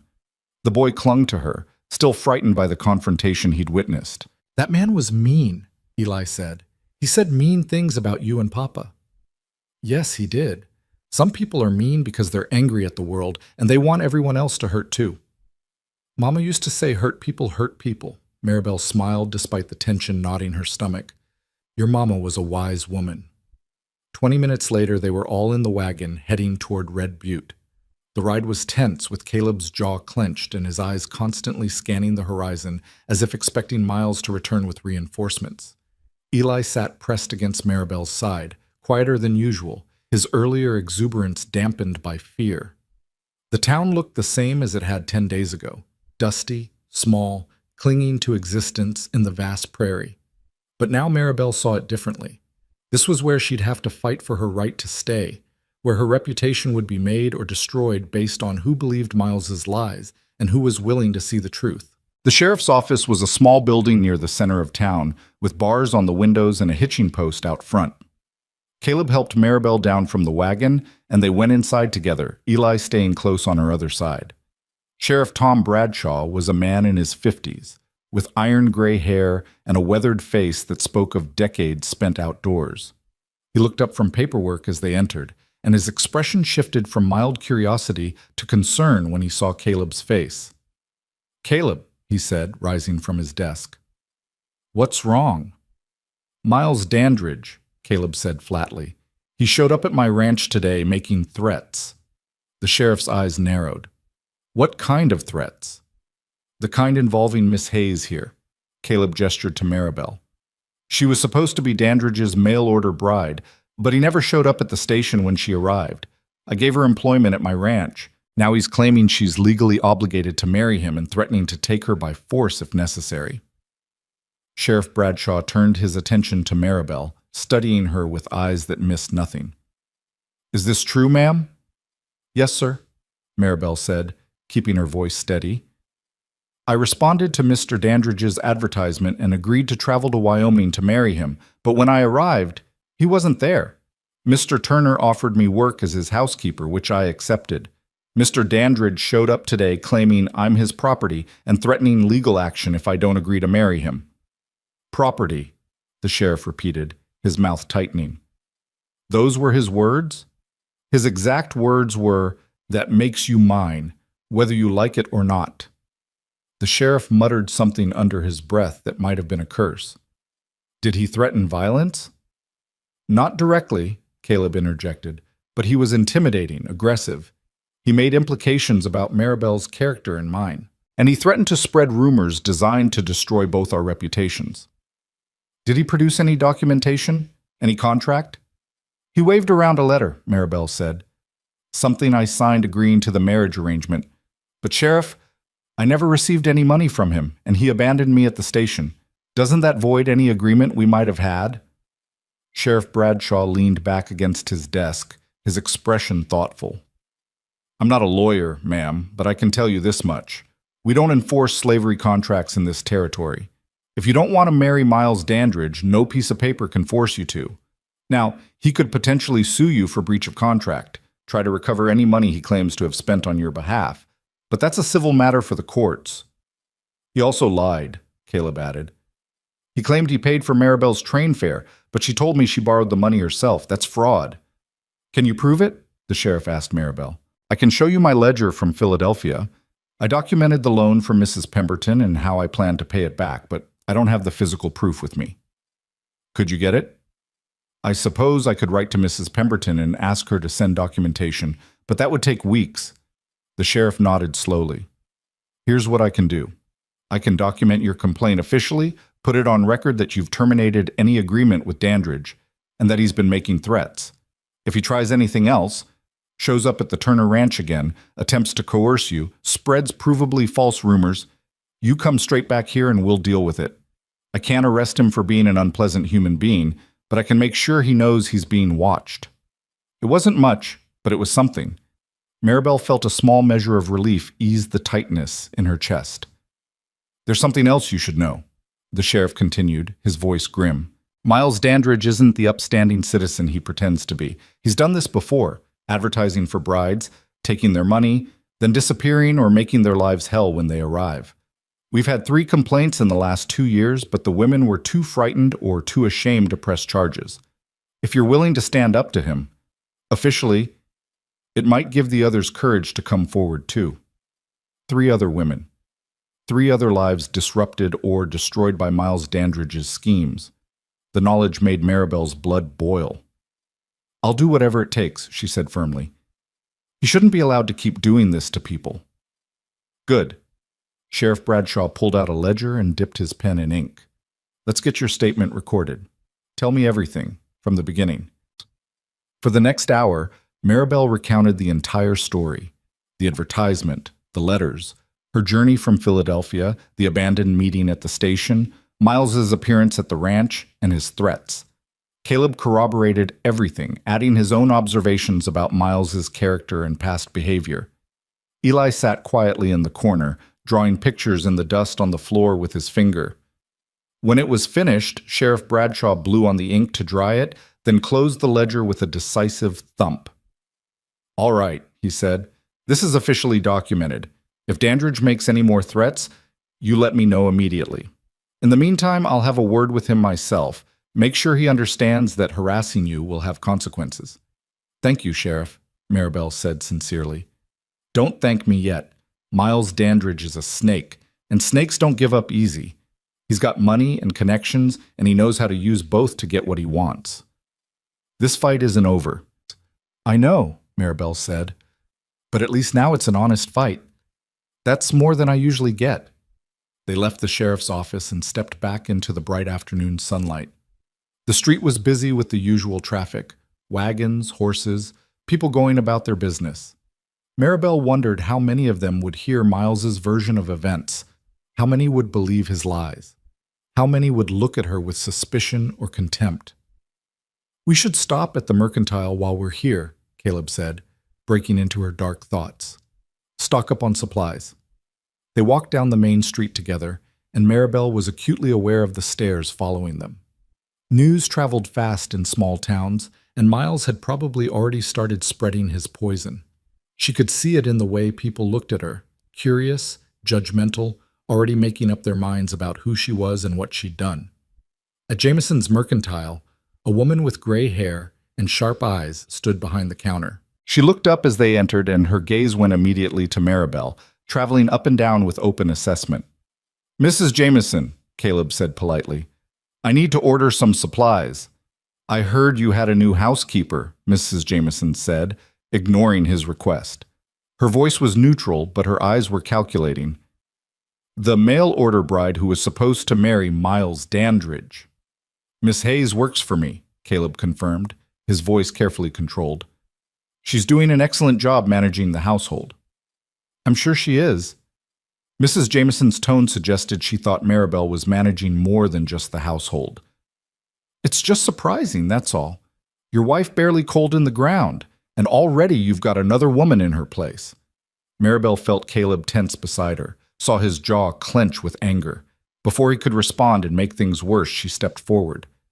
"Mrs. Jameson," she said calmly, "I understand this looks unconventional, but Mr. Turner offered me honest employment when I had nowhere else to go, and I accepted it. That's all there is to it. If you have concerns about my character, I'd be happy to address them directly rather than have them whispered behind my back." Mrs. Jameson blinked, clearly not expecting such a direct response. "I wasn't implying—" "Yes, you were," Maribel interrupted gently. "And I don't blame you. I'm a stranger, and strangers should be viewed with caution.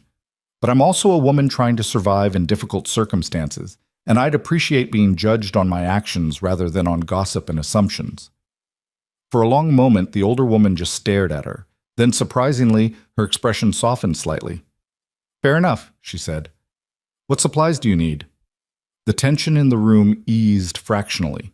They gave their order: flour, sugar, coffee, various staples, and while Mrs. Jameson assembled it, Eli wandered over to look at the candy jars on the counter. "Can I have a peppermint stick?" he asked hopefully. "May I?" Maribel corrected automatically. "And yes, if your father says it's all right." Caleb nodded, and Mrs. Jameson added a peppermint stick to their order. As she wrapped it in paper and handed it to Eli, she looked at Maribel again. "You handled Sarah's boy with natural ease," she observed, "almost like you've done it before." "I haven't," Maribel admitted. "But I remember what it was like to be a child who needed gentleness. I try to give him what I wished I'd had." Something shifted in Mrs. Jameson's expression. Respect, maybe, or a grudging approval. "Sarah was a good woman. Eli deserves someone who'll be good to him." "I agree," Maribel said simply. They loaded their supplies into the wagon and prepared to leave. As Caleb helped Maribel up onto the seat, she caught sight of a familiar figure across the street. Miles Dandridge, standing in front of the saloon, watching them with cold calculation written all over his face. Their eyes met, and Miles smiled. A slow, deliberate expression that promised nothing good. Then he tipped his hat in mocking salute and disappeared into the saloon. "He's planning something," Maribel said quietly. "I know," Caleb replied, his voice grim. "We'll deal with it when it comes." The ride back to the ranch was silent, each of them lost in their own thoughts. Eli sucked on his peppermint stick contentedly, but even his usual chatter was subdued. The confrontation with Miles had cast a shadow over all of them, a reminder that their fragile peace could be shattered at any moment. As they pulled into the ranch yard, the sun was beginning its descent toward the horizon, painting the sky in shades of orange and pink. It should have been beautiful, but all Maribel could think about was Miles Dandridge and his threats, and the battle she knew was coming. She'd made her choice. She'd stood up to him, refused his demands, aligned herself with Caleb Turner and his son. Now she would have to live with the consequences of that choice, whatever they might be. But as she climbed down from the wagon and felt Eli's small hand slip into hers, as she saw Caleb watching her with something like gratitude in his dark eyes, Maribel realized she didn't regret her decision. Not even a little. For the first time in her life, she'd chosen to fight instead of run. She'd chosen dignity over safety, honesty over convenience. She'd chosen to stand with people who needed her as much as she needed them. And if Miles Dandridge wanted a war, then by God, she'd give him one. The war came 3 days later, but not in the way Maribel expected. She was in the kitchen kneading bread dough when she heard the sound of multiple horses approaching. Through the window, she saw not just Miles Dandridge, but 5 other men riding with him, rough-looking characters with guns on their hips and expressions that promised violence. Her heart seized in her chest. "Caleb!" she called out, her voice sharp with alarm. He appeared from the barn within seconds, saw the riders, and his face went hard as stone. "Get Eli and go upstairs. Lock yourself in my room and don't come out no matter what you hear." "I'm not hiding while you—" "Maribel." He grabbed her shoulders, his dark eyes intense. "Please. If something happens to me, Eli needs you alive. Go. Now." She wanted to argue, wanted to stand beside him, but the fear in his voice convinced her. She ran to find Eli, who was feeding the chickens behind the house, and pulled him inside. "What's wrong?" the boy asked, seeing her face. "Nothing, sweetheart. We're just going to play a game. We're going to go upstairs very quietly and stay in your papa's room until he comes to get us." Eli wasn't fooled. He was too smart for that, but he went with her without protest. Maribel locked them in Caleb's bedroom and positioned herself by the window where she could see the yard below. Eli pressed against her side, trembling. Miles and his men had dismounted now, spreading out in a loose semicircle around Caleb. Even from this distance, Maribel could see the calculation in their positioning. They were surrounding him, cutting off escape routes, making a show of force designed to intimidate. She couldn't hear what was being said, but she could see Miles talking, gesturing, his face animated with false righteousness. Caleb stood his ground, arms crossed, his posture defiant despite being outnumbered. One of Miles's men, a brutish-looking character with a scar across his cheek, kept his hand on his gun, ready to draw. "What are they doing?" Eli whispered. "Talking," Maribel said, trying to keep her voice steady. "Just talking." But it wasn't just talking. She could see the confrontation escalating, voices rising, Miles's face reddening with anger. Then one of the men stepped forward, pulling out a rolled paper, official-looking, with what appeared to be a seal or stamp. Her stomach dropped. Had Miles actually gone to a judge? Had he somehow obtained a legal order? Caleb took the paper, unrolled it, read it. Even from this distance, Maribel could see the shock and fury that washed over his features. He looked up at Miles and said something, sharp, angry words she couldn't make out. Miles just smiled and gestured to his men. 2 of them started walking toward the house. "No," Maribel breathed. "No, no, no." "What's happening?" Eli's voice was rising with panic. "It's going to be okay," she lied, her mind racing. She looked around the room desperately, searching for something she could use as a weapon. Caleb's rifle was mounted above the door, but she'd never fired a gun in her life. There was nothing else, just furniture and personal belongings. The front door crashed open downstairs. Heavy boots on the wooden floor, men's voices, harsh and invasive. "Miss Hayes," Miles's voice called up the stairs, saccharine sweet. "There's no need to make this difficult. I have a court order here requiring you to fulfill the terms of our contract. You can come down peacefully, or my associates can come up and fetch you. Your choice." Maribel's blood was ice in her veins. A court order. He'd actually done it. Had actually found some corrupt judge or clerk willing to issue a document forcing her to marry him. It didn't matter that such orders were supposed to be illegal. Didn't matter that this was supposed to be America where people couldn't be bought and sold. All that mattered was the paper in Miles's hand and the men with guns backing it up. "Don't go down there," Eli pleaded, clutching her dress. "Please don't leave us." Footsteps on the stairs now. They were coming. Maribel made a split-second decision. She couldn't fight them. She had no weapons, no training, and she wouldn't risk Eli getting hurt in any struggle. But she could document what was happening. She could make sure that if Miles took her by force, there would be witnesses, evidence, something to prove this was coercion and not consent. She grabbed the pencil and paper Caleb kept on his bedside table for ranch accounts and scribbled frantically. "Being taken against my will by Miles Dandridge and armed men. This is kidnapping, not consent. Maribel Hayes." She signed and dated it, then shoved it under the mattress where it might be found later. The door handle rattled. "Open up, Miss Hayes. Don't make this harder than it needs to be." "I'm coming," she called back, her voice surprisingly steady. She knelt in front of Eli, taking his face in her hands. "Listen to me, sweetheart. I have to go with them right now, but your papa and the sheriff are going to fix this. I'll be back. Do you hear me? I promise I'll be back." "You promised you wouldn't leave," Eli sobbed. "You promised." I'm not leaving. I'm being taken. That's different. And I swear to you, I will fight to come back to you and your papa. But right now, I need to go with them so nobody gets hurt. Can you be brave for me?" The door shuddered under a heavy blow. They were about to break it down. Maribel kissed Eli's forehead, then stood and unlocked the door. Two men stood there, both with hands on their guns. They looked her up and down with expressions that made her skin crawl. "Smart choice," one of them said. "Come on." She walked between them down the stairs, her head held high despite the terror coursing through her. In the front room, Miles waited with a smile of triumph on his face. He held out the paper for her to see. It did indeed appear to be some kind of court document, though Maribel suspected it was either forged or obtained through bribery. "You see," Miles said pleasantly, "everything legal and proper. The judge agreed that you signed a binding contract and must fulfill its terms. We're to be married this afternoon by Reverend Matthews, with these gentlemen serving as witnesses." "This is kidnapping," Maribel said coldly. The sheriff has been informed and raised no objection. After all, I'm simply enforcing a legal contract, no crime in that." Miles extended his arm like a gentleman offering to escort a lady. "Shall we?" Maribel ignored his arm and walked past him toward the door. Outside, Caleb was being restrained by two of Miles's men, one on each arm. His face was a mask of impotent rage, blood trickling from a cut above his eye where someone had struck him. "I'll kill you for this, Dandridge," Caleb snarled. "I swear to God." "Threatening murder in front of witnesses," Miles interrupted cheerfully. "Tisk, tisk. You're not helping your case, Turner." He turned to his men. "Get her on a horse. We've wasted enough time here." One of the men grabbed Maribel's arm, fingers digging in hard enough to bruise, and started pulling her toward the horses. She stumbled, caught herself, and that's when she saw him.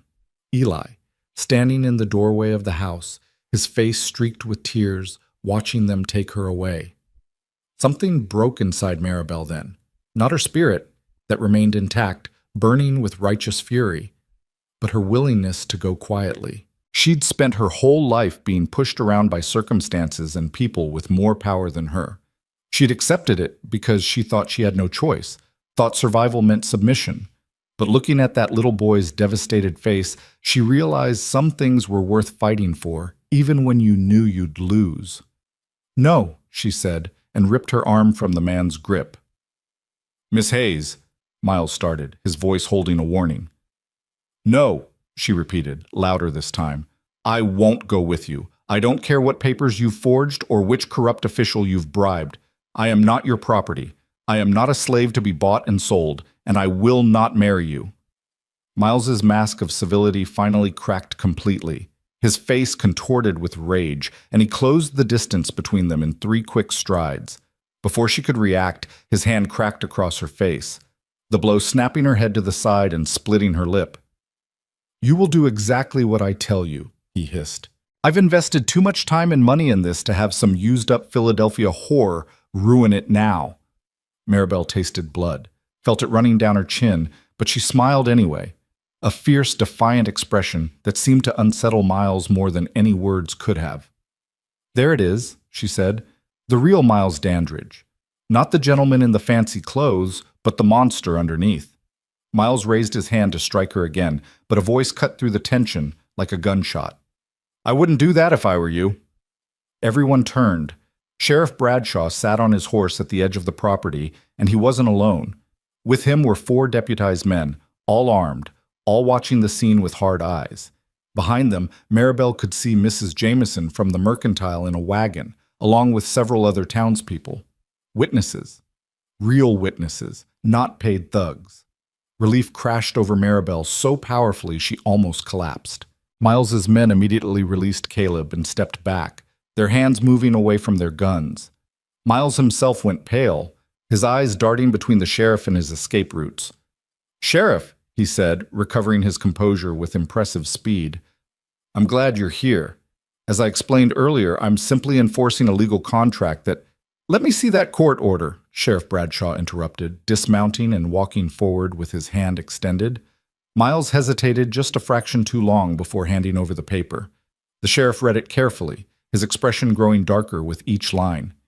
"This is a civil marriage contract enforcement order from Judge Hackett," he said slowly. "Problem is, Judge Hackett is currently in Denver on territorial business. Has been for the past 2 weeks. So unless he signed this document from 100 miles away, it's a forgery.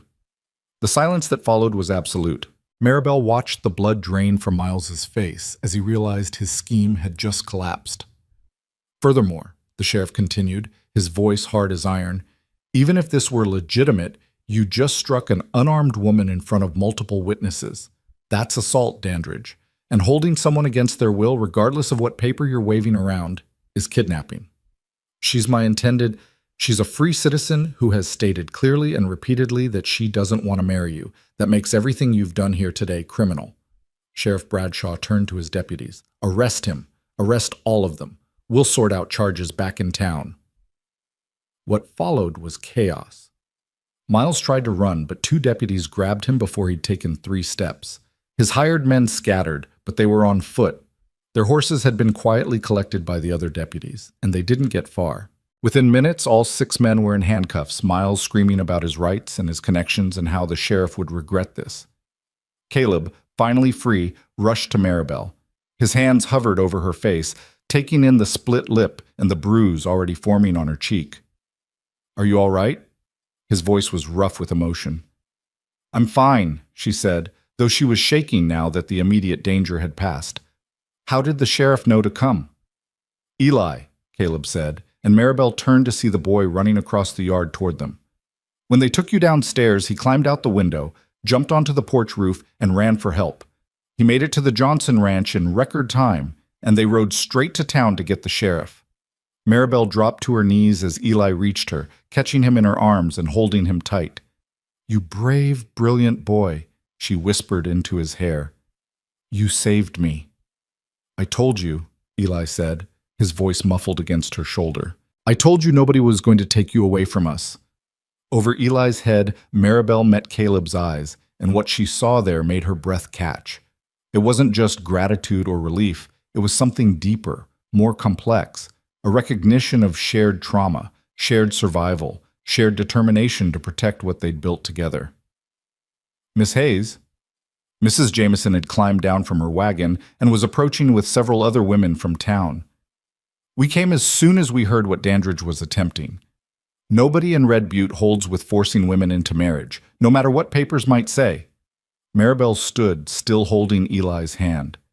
You came to help me? We came to help justice, Mrs. Jameson corrected, but her eyes were kind. Miles Dandridge has been terrorizing women in this territory for too long. It's past time someone stood up to him, and past time the rest of us supported that someone instead of looking the other way. Sheriff Bradshaw finished securing his prisoners and walked over to their group. Miss Hayes, I'll need a full statement from you when you're ready. Caleb too, and young Eli here. He looked at the boy with genuine respect. That was quick thinking, son. You probably saved Miss Hayes' life today. Is he going to jail? Eli asked, pointing at Miles, who was being loaded into a wagon with his hands bound. He's going to jail for a long time, if I have anything to say about it, the sheriff confirmed. Assault, attempted kidnapping, forgery of legal documents, and I suspect once we dig deeper, we'll find evidence of fraud related to those other mail-order bride schemes. Miles Dandridge's days of hurting people are over. As if summoned by the mention of his name, Miles twisted in his captor's grip to look back at them. His face was twisted with hatred, all pretense of civility abandoned. This isn't over, he shouted. You hear me, Turner? I'll get out, and when I do, I'll take everything from you. Your ranch, your son, your whore housekeeper. One of the deputies slapped a hand over Miles's mouth, cutting off the rest of his vitriol. They shoved him into the wagon and secured the gate behind him. Actually, Sheriff Bradshaw said quietly, we found something interesting when we searched Dandridge's property earlier. Letters from at least 7 different women, all responding to his marriage advertisements, and receipts for money transfers, substantial amounts, that he claimed were for wedding preparations but were actually going into his personal accounts. We also found property deeds that don't belong to him. It appears Mr. Dandridge has been running a rather elaborate fraud operation for years. Maribel's head spun. 7 women. 7 other lives disrupted or destroyed by Miles's schemes. Will they testify? If we can find them, yes. And with your willingness to press charges, we finally have a victim who's brave enough to stand up in court. The sheriff's expression was grim. This is going to be a long legal battle, Miss Hayes. Dandridge has money and connections, like I said. His lawyer will try every trick to get him off or reduce charges. Are you prepared for that? Maribel thought about running, about disappearing into another territory, another town, another identity where Miles Dandridge couldn't reach her. It would be easier, safer, simpler. Then she felt Eli's hand in hers, felt Caleb's presence solid and steady beside her, saw Mrs. Jameson and the other townswomen watching her with expressions of hope and determination. She thought about those 7 other women and all the future victims Miles would claim if someone didn't stop him. I'm prepared, she said clearly. I'll testify to everything. I'll stand up in court and tell the truth, no matter how long it takes. Sheriff Bradshaw smiled, a real smile, not the grim professional expression he'd worn before. Good. That's real good. Wyoming needs more women like you, Miss Hayes. The crowd began to disperse, the drama over, people heading back to their normal lives. The sheriff and his deputies prepared to transport the prisoners to town. Mrs. Jameson approached Maribel one more time before leaving. I misjudged you when you first arrived, the older woman said. I'm woman enough to admit when I'm wrong. You're not what I thought you were. What did you think I was? Desperate, opportunistic, someone looking to take advantage of a grieving widower. Mrs. Jameson paused. But I was wrong. You're just someone trying to survive with dignity, same as the rest of us, and you've got more courage than most. After she left, Maribel finally allowed herself to lean against Caleb, suddenly exhausted. He wrapped an arm around her shoulders, steadying her, and she felt Eli press against her other side. Let's get you inside, Caleb said gently. We need to tend to that lip and make sure you're really okay. They walked back to the house together, and Maribel was struck by how different it looked from when Miles's men had invaded it just an hour ago. It was still the same building, same porch, same weathered wood, but now it felt like a fortress that had withstood a siege, like home. Inside, Caleb sat her down at the kitchen table and brought water and clean cloth. He dabbed at her split lip with surprising gentleness for such rough hands, his face close to hers, his dark eyes full of concern. I should have protected you better, he said quietly. Should have seen this coming, should have been prepared. You were being held by armed men, Maribel interrupted. What exactly were you supposed to do? Something, anything. I couldn't stand there watching him hurt you and not being able to stop it. But we did stop it. Together. With help from people we didn't even know cared. She winced as he touched a particularly tender spot. That's what matters. Eli had been sitting silently at the table, watching them, but now he spoke up. Are you really going to stay? Even after all that? Maribel looked at the boy's hopeful, frightened face, then at Caleb's careful expression, and realized they were both asking the same question in different ways. They were asking if she was going to run when things got hard, if she was going to abandon them the way Sarah had been forced to abandon them through death. I'm really going to stay, she said firmly. Miles Dandridge couldn't force me to leave. What makes you think anything else could? Relief washed over both their faces, father and son so similar in that moment, both of them wanting so desperately to believe but afraid to hope. But we need to talk, Maribel continued, looking at Caleb. About the trial, about what's going to happen, about how this is going to look when people find out I'm testifying against a man I was supposed to marry. It's going to look like you're brave, Caleb said. It's going to look like you're doing the right thing. It's also going to look like I'm living with a man I'm not married to, like she struggled for a delicate way to phrase it with Eli present, like our arrangement is improper. Then we'll make it proper, Caleb said, and before Maribel could ask what he meant, he continued. I'll build you a separate cabin. Small place, just one room, but enough to give you independence. You can sleep there, have your own space. It'll show everyone this is purely a business arrangement. It was a generous offer, a way to protect her reputation and his own. But as Maribel looked around the kitchen, at the table where they shared meals, at the window where she'd stood watching the sunrise, at the doorway where Eli had run to her crying, she realized she didn't want a separate cabin. She didn't want independence and distance and carefully maintained boundaries. She wanted this messy, complicated, unconventional family they'd accidentally created. That's kind, she said slowly. But I don't think that's the solution. Caleb frowned. Then what do you suggest? Because I won't have people saying things about you that aren't true. I won't have your reputation destroyed because you had the misfortune of needing help. Maribel took a deep breath, hardly believing what she was about to propose. What if we made the arrangement even more proper? What if we got married? The silence that followed was deafening. Caleb stared at her as if she'd suggested they fly to the moon. Eli's eyes went wide as saucers. Married, Caleb repeated slowly. A marriage of convenience, Maribel clarified quickly. Purely practical. You need someone to help with Eli in the house. I need legal protection and a place to stay. Marriage would solve both problems and silence any gossip. She was speaking fast now, trying to convince herself as much as him. We could maintain separate rooms, live as friends, and business partners. Nothing would have to change except the legal status. You want to marry me, Caleb said, still sounding stunned. After you just escaped being forced to marry someone else, your solution is to marry me instead? Put that way, it did sound insane. But Maribel had learned to trust her instincts about people, and everything in her insisted that Caleb Turner was nothing like Miles Dandridge. Where Miles had been false charm and hidden cruelty, Caleb was rough honesty and hidden kindness.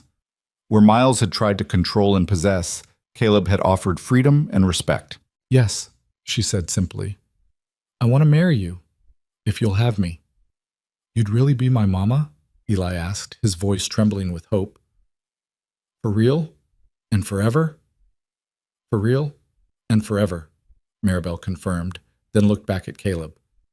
But only if your father agrees. This would be his decision as much as mine.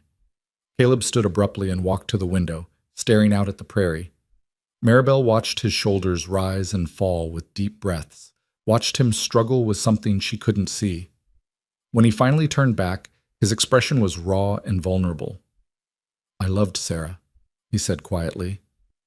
Loved her with everything I had. When she died, I thought that was it for me. One great love in a lifetime, and then just existence afterward. I never thought about marrying again, never wanted to, and now you're suggesting we marry for convenience, for protection, for practical reasons. He paused. Doesn't that seem wrong somehow? Doesn't that dishonor what marriage is supposed to be?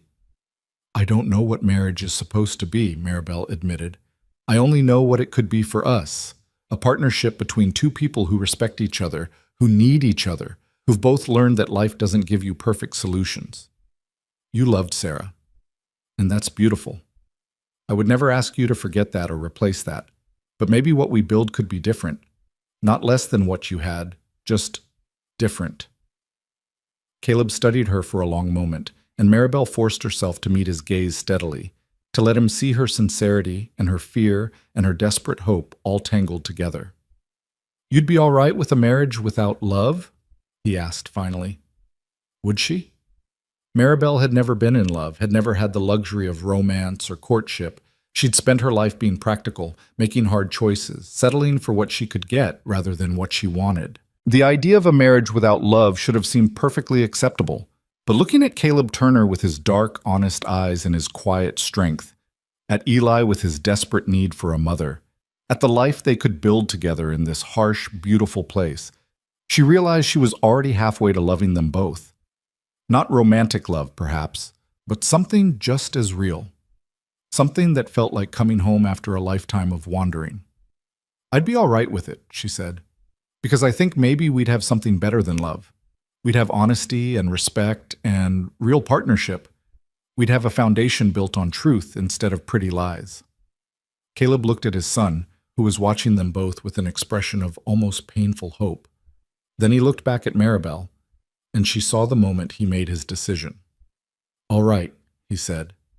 If you're sure, if you're really sure this is what you want, then yes, I'll marry you. Eli let out a whoop of joy and launched himself at both of them, wrapping his arms around their waists and squeezing tight. Maribel felt tears pricking her eyes, tears of relief and exhaustion and something that might have been joy. She was going to marry Caleb Turner, not because she was desperate and alone with nowhere else to go, though that was part of it. Not because she was running from Miles Dandridge, though that was true too, but because in the space of less than 2 weeks, this rough cowboy and his grieving son had given her something she'd never had before. They'd given her a reason to stay. They were married 3 days later in the small church at Red Butte, with half the town in attendance and the other half gossiping about it from their front porches. Maribel wore her best dress, the blue cotton she'd arrived in, freshly washed and pressed, and carried a bouquet of prairie wildflowers that Eli had picked that morning. Caleb wore a clean shirt and his Sunday vest, his hair slicked back with water, his hands scrubbed raw from nervous washing. Reverend Matthews performed the ceremony with a knowing look in his eyes that suggested he understood exactly what kind of marriage this was. Not a love match, but a practical arrangement between two people who needed each other. He kept the service brief and dignified, asking the traditional questions but skipping the more romantic flourishes that would have felt like lies. Do you, Caleb Turner, take Maribel Hayes to be your lawfully wedded wife, to have and to hold from this day forward? I do, Caleb said, his voice steady and sure. And do you, Maribel Hayes, take Caleb Turner to be your lawfully wedded husband, to have and to hold from this day forward? Maribel looked at the man standing beside her, this stranger who'd become her employer, her protector, and now her husband in the space of 2 weeks. She thought about all the ways this could go wrong, all the reasons this was a terrible idea. Then she thought about Eli standing behind them, practically vibrating with excitement. She thought about the life she'd left behind in Philadelphia, and the life she could build here if she was brave enough to reach for it. I do, she said clearly. There were no rings to exchange. Neither of them had such luxuries. Instead, Caleb took her hand in his calloused palm warm and solid against hers, and the Reverend pronounced them husband and wife. The congregation applauded politely, though Maribel could see some of the women whispering behind their hands, already spinning this into the story they'd tell at quilting circles and market days. The reception was held at the Turner Ranch, with Mrs. Jameson and several other churchwomen bringing food and setting up tables in the yard. It was a modest affair. No fancy cake or champagne, just coffee and simple food and neighbors who'd come partly out of genuine goodwill and partly out of curiosity to see how this strange marriage would play out. Sheriff Bradshaw attended, taking Caleb aside at one point to update him on Miles Dandridge's situation. Maribel couldn't hear their conversation, but she saw Caleb's expression darken and knew the news wasn't entirely good. Later, when most of the guests had departed and Eli was helping the remaining women clean up, Caleb found Maribel standing alone on the porch, watching the sun sink toward the horizon. The sheriff says Dandridge's lawyer is already working on getting him released on bail, Caleb said without preamble. Claims he's not a flight risk and that the charges are exaggerated. Maribel's stomach clenched, but she kept her voice steady. Will they grant it? Bradshaw thinks they might. Dandridge has connections, money to throw around. He could be out within the week. Caleb leaned against the porch railing beside her. But there's more. The sheriff's been digging into those other women I mentioned, the ones Dandridge defrauded. He's found 3 of them so far, and all 3 are willing to testify. With your testimony added to theirs, we might actually have enough to put him away for a long time. Might, Maribel repeated. Not will. Trials are unpredictable. You know that. Caleb turned to look at her, his dark eyes serious. If you've changed your mind about testifying, if you want to just disappear and start over somewhere else, I'd understand. Hell, I'd help you do it. I could give you money, arrange passage to California or Oregon. Stop, Maribel interrupted. I'm not running. We've been through this. That was before you were legally tied to me, before you took my name, before... He gestured helplessly at the ranch, the house, the life they'd just committed to building together. Before all this... If Dandridge comes after you again, he'll come after my family now, my son. I won't risk Eli getting caught in the crossfire. Then we protect him, Maribel said firmly. Together. That's what marriage means, isn't it? Facing things together instead of running away alone? Caleb studied her face for a long moment, as if trying to memorize her features. You're the bravest person I've ever met. You know that. Braver than any soldier, any cowboy. Sarah was brave too, but in a different way. She was brave in the way women are when they make a home in a hard place and raise children and keep going day after day. But you're brave in the way warriors are, the kind that doesn't back down even when backing down would be smarter. The comparison to Sarah should have made Maribel uncomfortable, but instead she felt honored. She knew Caleb wasn't trying to replace his first wife with her, wasn't trying to pretend they were the same. He was simply acknowledging that there were different kinds of strength, different ways of being brave. Sarah would have liked you, Caleb continued quietly. She always said the world needed more women who refused to be pushed around, more women who stood up and fought back. I wish I could have known her, Maribel said honestly. From everything I've heard, she was remarkable. She was, and so are you, just in different ways. Caleb straightened, his expression becoming businesslike, as if the emotional conversation had made him uncomfortable. Speaking of which, we should probably discuss the sleeping arrangements. I meant what I said about building you a separate cabin if you want one, but for now you can keep the spare room. I'll stay in my room, Eli in his. We'll maintain separate spaces. Very proper, Maribel agreed, though something in her chest felt oddly disappointed, which was ridiculous. This was exactly the arrangement they'd agreed to. A marriage of convenience, nothing more. Should we establish other rules about how we'll manage the household, how we'll make decisions? I suppose we should, though I'm not much good at rules and formality. On the ranch, I'm used to just doing what needs doing without a lot of planning. Then maybe we keep it simple. We both contribute what we can. You handle the ranch work, I handle the house, and Eli's care. We make major decisions together. We respect each other's privacy, and we're honest with each other, even when honesty is uncomfortable. Especially when it's uncomfortable, Caleb amended. I won't have lies between us, Maribel. I've had enough of lies and secrets to last a lifetime. They shook hands solemnly, sealing their businesslike agreement, and Maribel tried to ignore how warm his hand felt in hers, how the simple touch sent unexpected warmth through her body. This was a practical arrangement, she reminded herself sternly. She could not afford to complicate it with feelings that weren't supposed to be part of the bargain. The next 2 weeks fell into a new rhythm, similar to before but subtly different now that Maribel carried Caleb's name. She was Mrs. Turner now, a respectable married woman instead of a questionable housekeeper. The change in how people treated her was immediate and stark. Women who'd looked at her with suspicion now greeted her warmly at church. Men who'd been overly familiar now kept a respectful distance. Even Mrs. Jameson, who'd softened toward Maribel before the wedding, now treated her as a genuine member of the community rather than a temporary interloper. But the change went deeper than social acceptance. Eli started calling her mama naturally, without the painful hesitation he'd shown before. Caleb consulted her on ranch decisions, asking her opinion on which calves to sell and whether they should plant winter wheat in the north field. They worked together with increasing ease, anticipating each other's needs, falling into patterns of cooperation that felt almost choreographed. And at night, alone in her room, Maribel lay awake listening to the sounds of the house and wondering what it would be like if this marriage were real in every sense. She'd catch herself watching Caleb during meals, noticing the way his hands moved when he talked, the rare smile that transformed his serious face, the gentleness he showed Eli despite his rough exterior. She'd imagine what it would feel like to have those hands touch her, not in casual passing, but with intention, with desire, with the intimacy that husbands and wives were supposed to share. Then she'd remind herself that such thoughts were dangerous and foolish. Caleb had loved Sarah completely, and Maribel was just a convenient solution to his practical problems.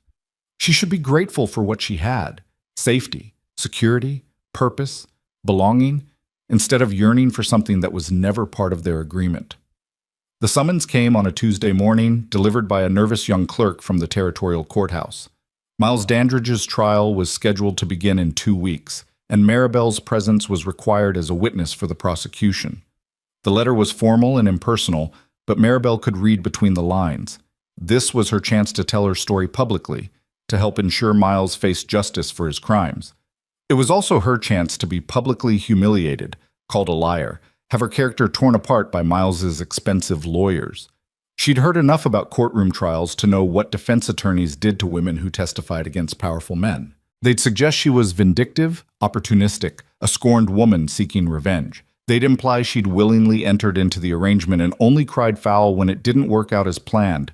They'd make her look like the villain of the story while Miles played the wrong gentleman. "We'll face it together," Caleb said when she showed him the letter. I'll come with you to the trial, testify about what I saw. Sheriff Bradshaw will testify too. And those other women, they'll tell their stories. You won't be alone in this. But I'll be the main witness, the one they focus on. Maribel set the letter down carefully, as if it might explode if handled roughly. Miles's lawyer will try to destroy my credibility. He'll bring up my past, my poverty, the fact that I worked in a boarding house. He'll make it sound sordid and shameful. Let him try, Caleb said, and there was steel in his voice. Anyone who knows you knows your character.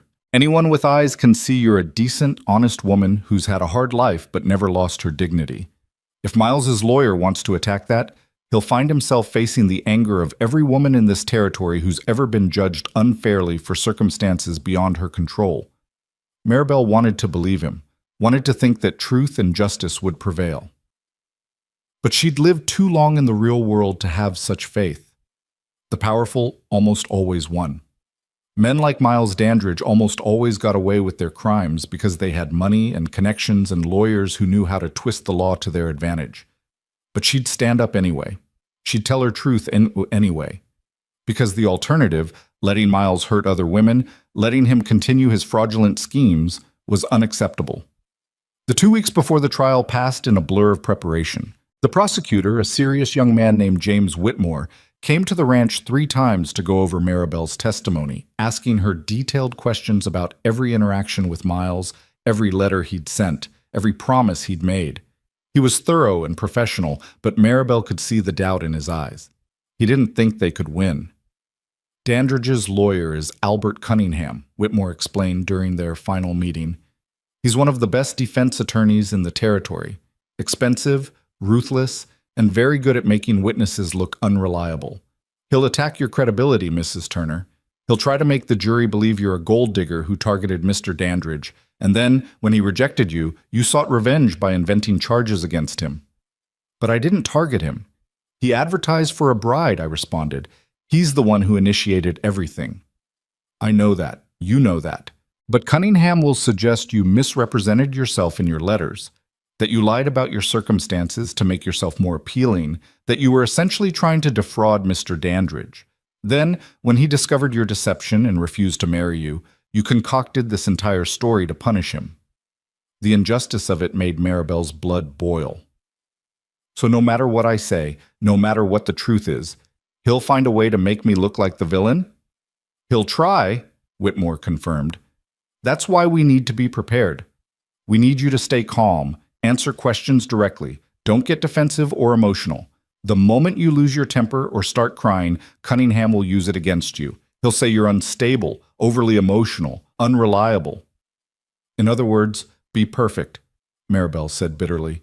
Don't show any human reaction to being called a liar and a whore in front of a courtroom full of strangers. Whitmore had the grace to look uncomfortable. I know it's not fair, but that's the reality of trials like this. The victim is often put on trial, along with the accused. After he left, Maribel stood on the porch and stared at the prairie, feeling the weight of what was coming settle over her like a physical burden. She'd thought escaping Miles at the train station was the end of her ordeal. Instead, it had just been the beginning. Caleb found her there an hour later, still standing in the same spot, lost in dark thoughts. You don't have to do this, he said quietly. I know I said you should testify. But if it's too much, if it's going to hurt you more than it'll help, we can find another way. What other way? Let Miles go free? Let him hurt other women? We could leave, take Eli, go to California or Oregon, start over somewhere Miles Dandridge's reach doesn't extend. I've got some money saved. Not much, but enough to get us settled somewhere new. The offer was tempting. God, it was so tempting. To just run away from all of this. To start fresh in a place where no one knew her story or judged her choices. To build a life with Caleb and Eli somewhere clean and new. But running would mean Miles won. It would mean all those other women got no justice. It would mean teaching Eli that when things got hard, the solution was to flee instead of fight. No, Maribel said firmly. I'm seeing this through. I'll go to that courthouse, I'll sit in that witness chair, and I'll tell the truth. Whatever happens after that, at least I'll know I didn't run. Caleb moved to stand beside her, close enough that their shoulders almost touched. You're sure? I'm terrified, she admitted. But I'm sure. He reached out and took her hand, not a casual touch, but a deliberate gesture of support and solidarity. His palm was warm and rough against hers, and Maribel felt something shift between them, some invisible boundary being crossed. Then I'll be there with you, Caleb said. Every minute of that trial. You won't face it alone. The trial began on a cold Monday morning in late September. The courthouse was packed with spectators, people from Red Butte and surrounding areas, all eager to witness the downfall of Miles Dandridge, or more likely, the spectacle of a woman being torn apart on the witness stand. Maribel walked into that courtroom with her head high and her hand in Caleb's, refusing to show the fear churning in her stomach. Miles sat at the defense table looking smug and confident, dressed in an expensive suit and radiating the kind of entitled arrogance that came from never facing real consequences. When his eyes met Maribel's, he smiled, a slow, cruel expression that promised she'd regret crossing him. Beside him, Albert Cunningham looked every bit as dangerous as his reputation suggested. He was a large man with silver hair and sharp eyes, expensively dressed, and carrying himself with the kind of confidence that came from winning far more cases than he lost. The prosecution's case took 2 days to present. They called Sheriff Bradshaw first, who testified about the arrest, the forged court documents, the evidence found at Miles's property. Then came the other women, 3 of them, each telling stories that were sickeningly similar to Maribel's. Miles had advertised for brides, extracted money from them under various pretenses, then either abandoned them or made their lives so miserable they fled. One woman had been physically beaten. Another had been locked in a room for 3 days when she threatened to report him to the authorities. Their testimonies were powerful and damning, but Cunningham cross-examined them with brutal efficiency. He found inconsistencies in their stories, suggested they were lying to get revenge on a man who'd rejected them, implied they were women of questionable morals looking for easy money. By the time he was done with each of them, their credibility had been shredded, and the jury looked skeptical. Then it was Maribel's turn. She walked to the witness stand on trembling legs, placed her hand on the Bible, and swore to tell the truth.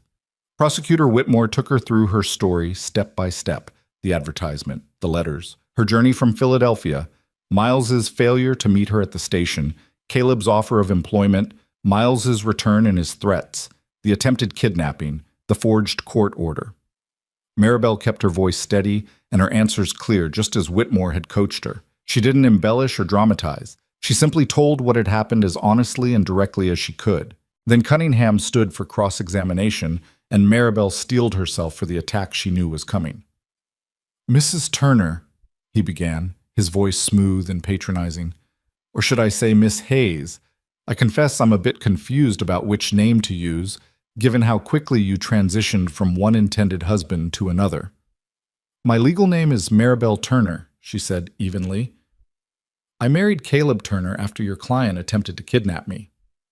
"How convenient and how romantic, swept off your feet by your employer mere days after arriving in Wyoming.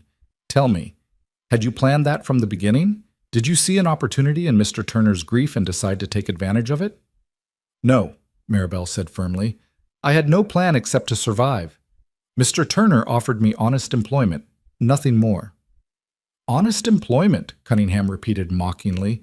"Living in his house, caring for his child, playing the role of wife in all but name. And then when my client rightfully attempted to claim his promised bride, you suddenly decided to make it official with Mr. Turner. Very convenient timing, wouldn't you say?" "Your client tried to kidnap me with armed men. That's what prompted the marriage, the need for legal protection from him." Cunningham smiled, as if she'd walked into a trap. "Ah, yes, the alleged kidnapping. Tell me, Mrs. Turner, did you read the contract you signed with my client before traveling to Wyoming?" "I signed a letter agreeing to the marriage arrangement, yes." "And in that letter, didn't you promise to fulfill the terms of the agreement? Didn't you commit legally and in writing to marry my client upon your arrival?" "I committed to marry him if he honored his promises. He didn't show up at the station as agreed. That violated the contract on his part." "Or perhaps," Cunningham suggested, "my client delayed his arrival for legitimate business reasons and found, upon returning, that his intended bride had already moved into another man's home and was living in a highly improper arrangement, Perhaps he had every right to insist you honor your commitment. He had no right to strike me, Maribel said, letting some of her anger show. He had no right to have his men put their hands on me. He had no right to forge legal documents. Ah, yes, the alleged forgery. Tell me, Mrs. Turner, are you an expert in legal documents? Can you definitively state that the paper my client presented was false? The sheriff confirmed it was forged. Judge Hackett was in Denver at the time. He couldn't have signed it. So you're relying on hearsay rather than personal knowledge. Interesting. Cunningham turned to address the jury. Ladies and gentlemen, what we have here is a young woman who came to Wyoming with nothing, no money, no prospects, no family. She saw an opportunity in Mr. Turner's grief and seized it. When my client attempted to hold her to her legal commitments, she cried assault and kidnapping, manufactured charges, and convinced local law enforcement to arrest an innocent man. And now she sits before you, safely married to a man of means, trying to destroy my client's reputation and freedom. That's not true, Maribel protested, but Cunningham talked over her. Tell me, Mrs. Turner, how much did you get paid for this testimony? What did the prosecutor promise you? What did Mr. Turner promise you? Nothing. I was paid nothing. I'm testifying because what happened was wrong. Or because you need to justify your own actions, because you need to make yourself the victim instead of the opportunistic fraud you really are. That's enough, Judge Harrison interrupted, banging his gavel. Mr. Cunningham, you will address the witness with respect, or I will hold you in contempt. My apologies, Your Honor, Cunningham said smoothly, not sounding apologetic at all. I have no further questions for this witness. Maribel stepped down from the witness stand on shaking legs and walked back to where Caleb waited. He stood and pulled her into his arms immediately, right there in the courthouse, propriety be damned. She buried her face in his shoulder and fought back tears of anger and humiliation. You did good, he whispered. You told the truth. That's all you could do. But as Maribel looked around the courtroom at the faces watching them, some sympathetic, some skeptical, some openly hostile, she wondered if truth was enough. Cunningham had done exactly what he'd promised to do. He'd made her look opportunistic, made her marriage to Caleb look suspicious, made everything she'd said sound like convenient lies designed to cover her own scheming. The trial continued for 3 more days. The prosecution brought in document experts who confirmed the court order was forged. They brought in the station master who testified that Miles had made no effort to meet Maribel's train. They built a solid case showing Miles's pattern of fraud and abuse.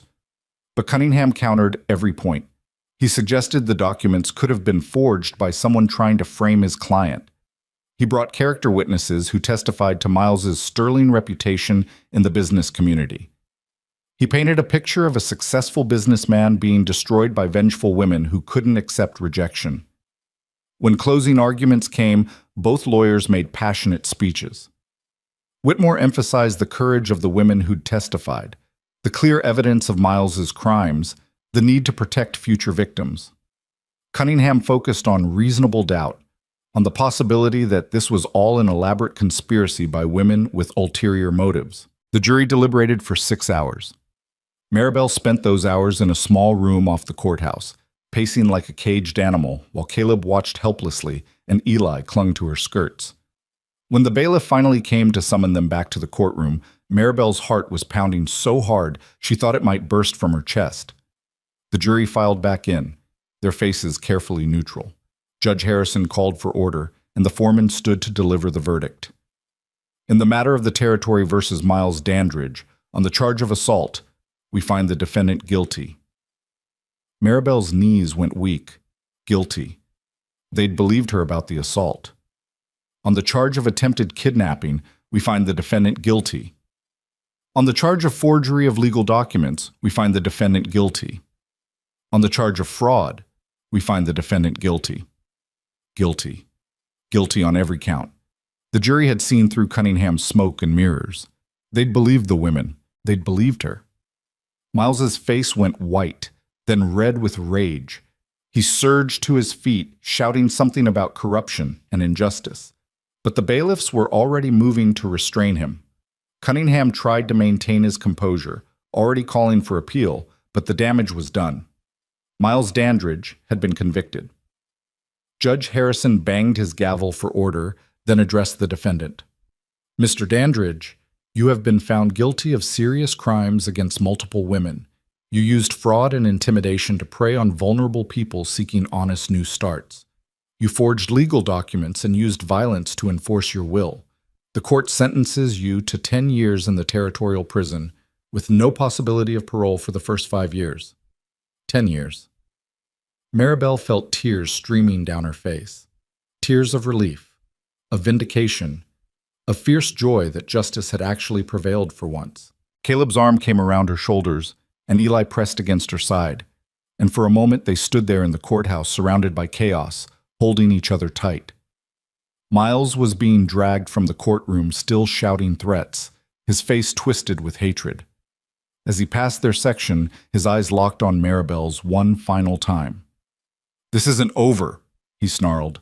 "I'll get out eventually, and when you do, you'll be an old man," Sheriff Bradshaw interrupted, peering beside them.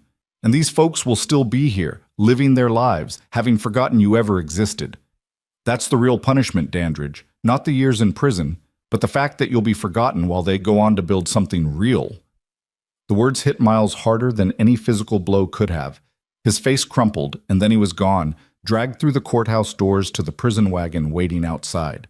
In the aftermath of the trial, life at the Turner Ranch settled into something resembling normalcy. The notoriety faded as other scandals and stories captured the territory's attention. Maribel and Caleb fell back into their routines, him working the ranch, her managing the house, both of them raising Eli together in the odd partnership their marriage had become. But something had changed during the trial. Some barrier had broken down when Caleb held her in the courthouse. When he'd stood beside her through every minute of her testimony, when he'd looked at her with such fierce pride after the verdict was read.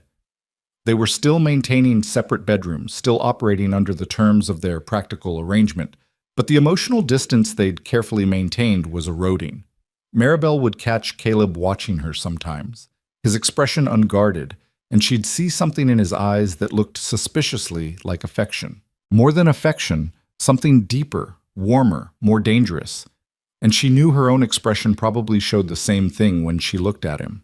They were falling in love, slowly and inevitably, despite all their careful plans to keep this marriage purely practical.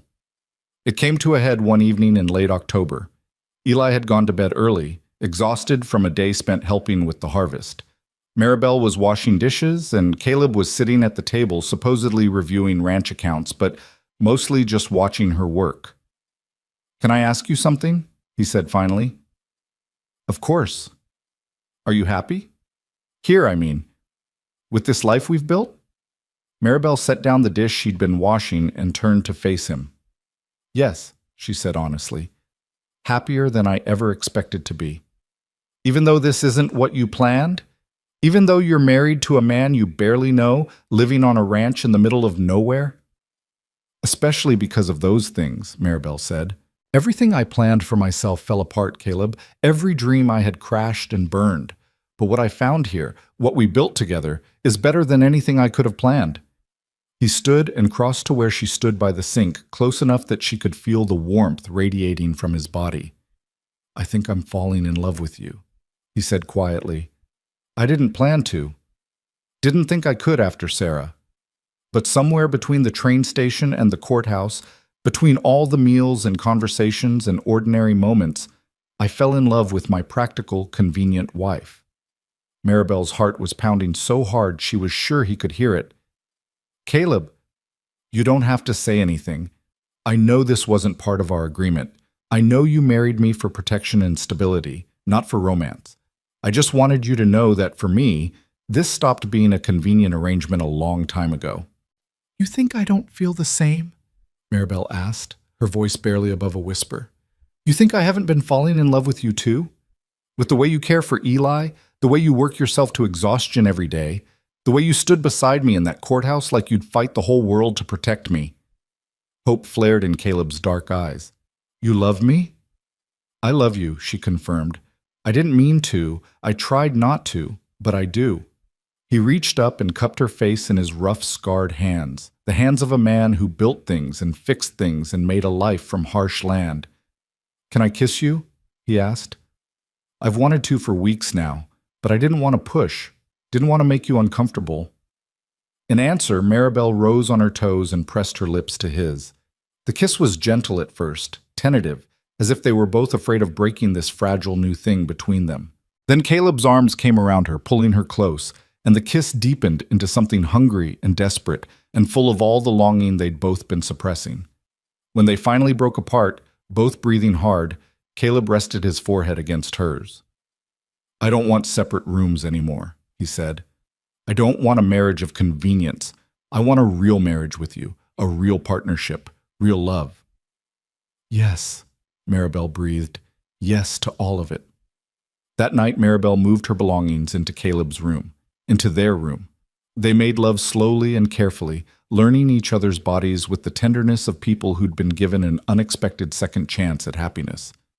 And afterward, lying in Caleb's arms, listening to the prairie wind whistle around the house, Maribel felt something she hadn't felt since her mother died.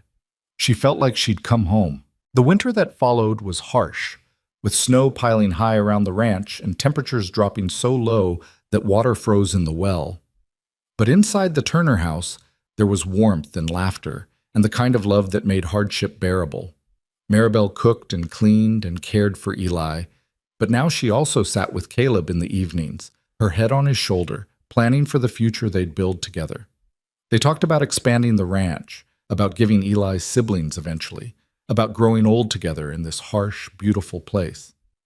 Eli bloomed under the love of two parents who'd chosen to be a family. His nightmares faded. His laughter came more easily. He started talking about his mama Sarah without the devastating grief that had marked those conversations before, able to remember her with love instead of only loss. One evening in early spring, as they sat around the dinner table, Eli looked at Maribel seriously and said, "You know you're my mama now, right? Not just pretend mama, real mama." Maribel's throat tightened with emotion. "I know, sweetheart, and you're my real son. Not by birth, but by choice. And that's just as real. Papa says love is stronger when you choose it instead of just getting born into it," Eli continued.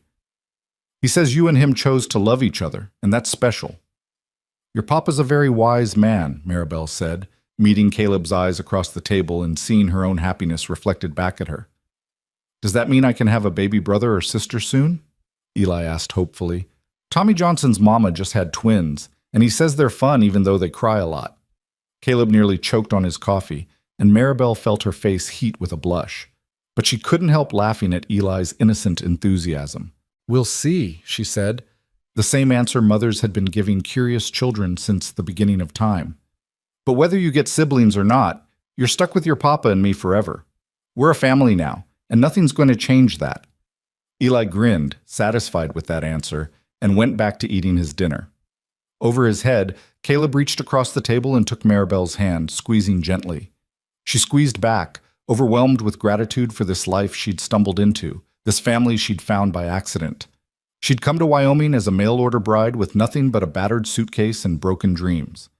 She'd been abandoned at a train station, attacked by the man who'd promised to marry her, forced to testify in a humiliating trial.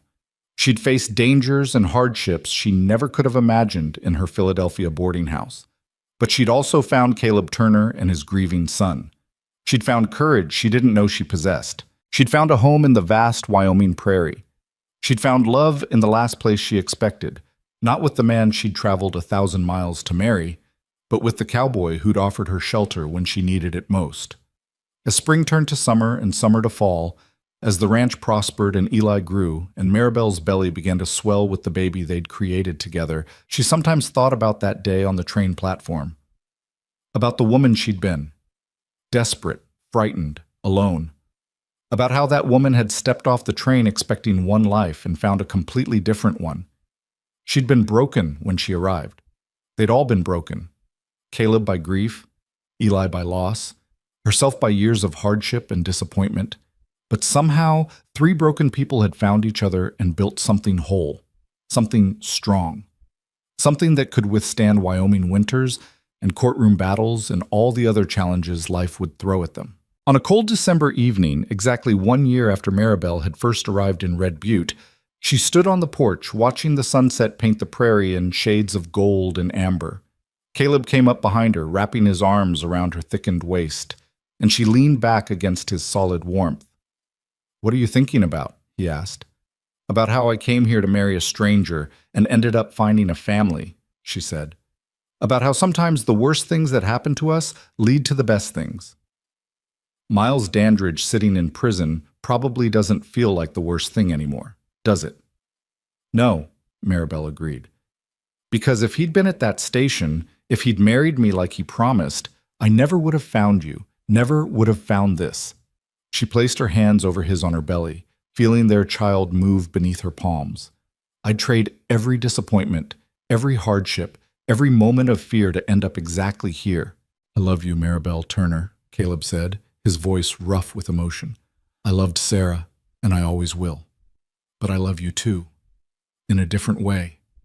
You saved us, me and Eli both. You walked into our grief and refused to let us drown in it. You gave us a reason to keep living." "You saved me too," Maribel reminded him. "When you offered me that ride from the station, when you gave me work and shelter, when you stood beside me in that courthouse. You saved my life just as surely as I saved yours." They stood together in the gathering darkness, watching stars begin to appear in the vast Wyoming sky. From inside the house, they could hear Eli practicing his letters at the kitchen table, his young voice carefully sounding out words, the sound of home, of family, of the life they'd built from the ruins of their separate griefs. Maribel Hayes had boarded a train in Philadelphia as a desperate woman with nowhere else to go. She'd stepped off in Red Butte as an abandoned mail-order bride with no prospects and no hope. But she was leaving the porch tonight as Maribel Turner, wife, mother, and beloved member of a family who'd chosen her just as surely as she'd chosen them. And as Caleb led her back inside to warmth and light and the sound of their son's laughter, Maribel realized that sometimes the best love stories weren't the ones that went according to plan. Sometimes the best stories were the ones where everything fell apart, where you lost your way and found yourself in the last place you expected.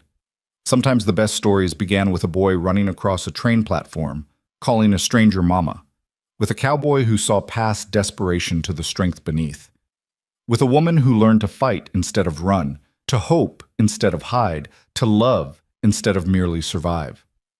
This was her story now, not the one she'd planned, but the one she'd earned, and it was more beautiful than anything she could have imagined.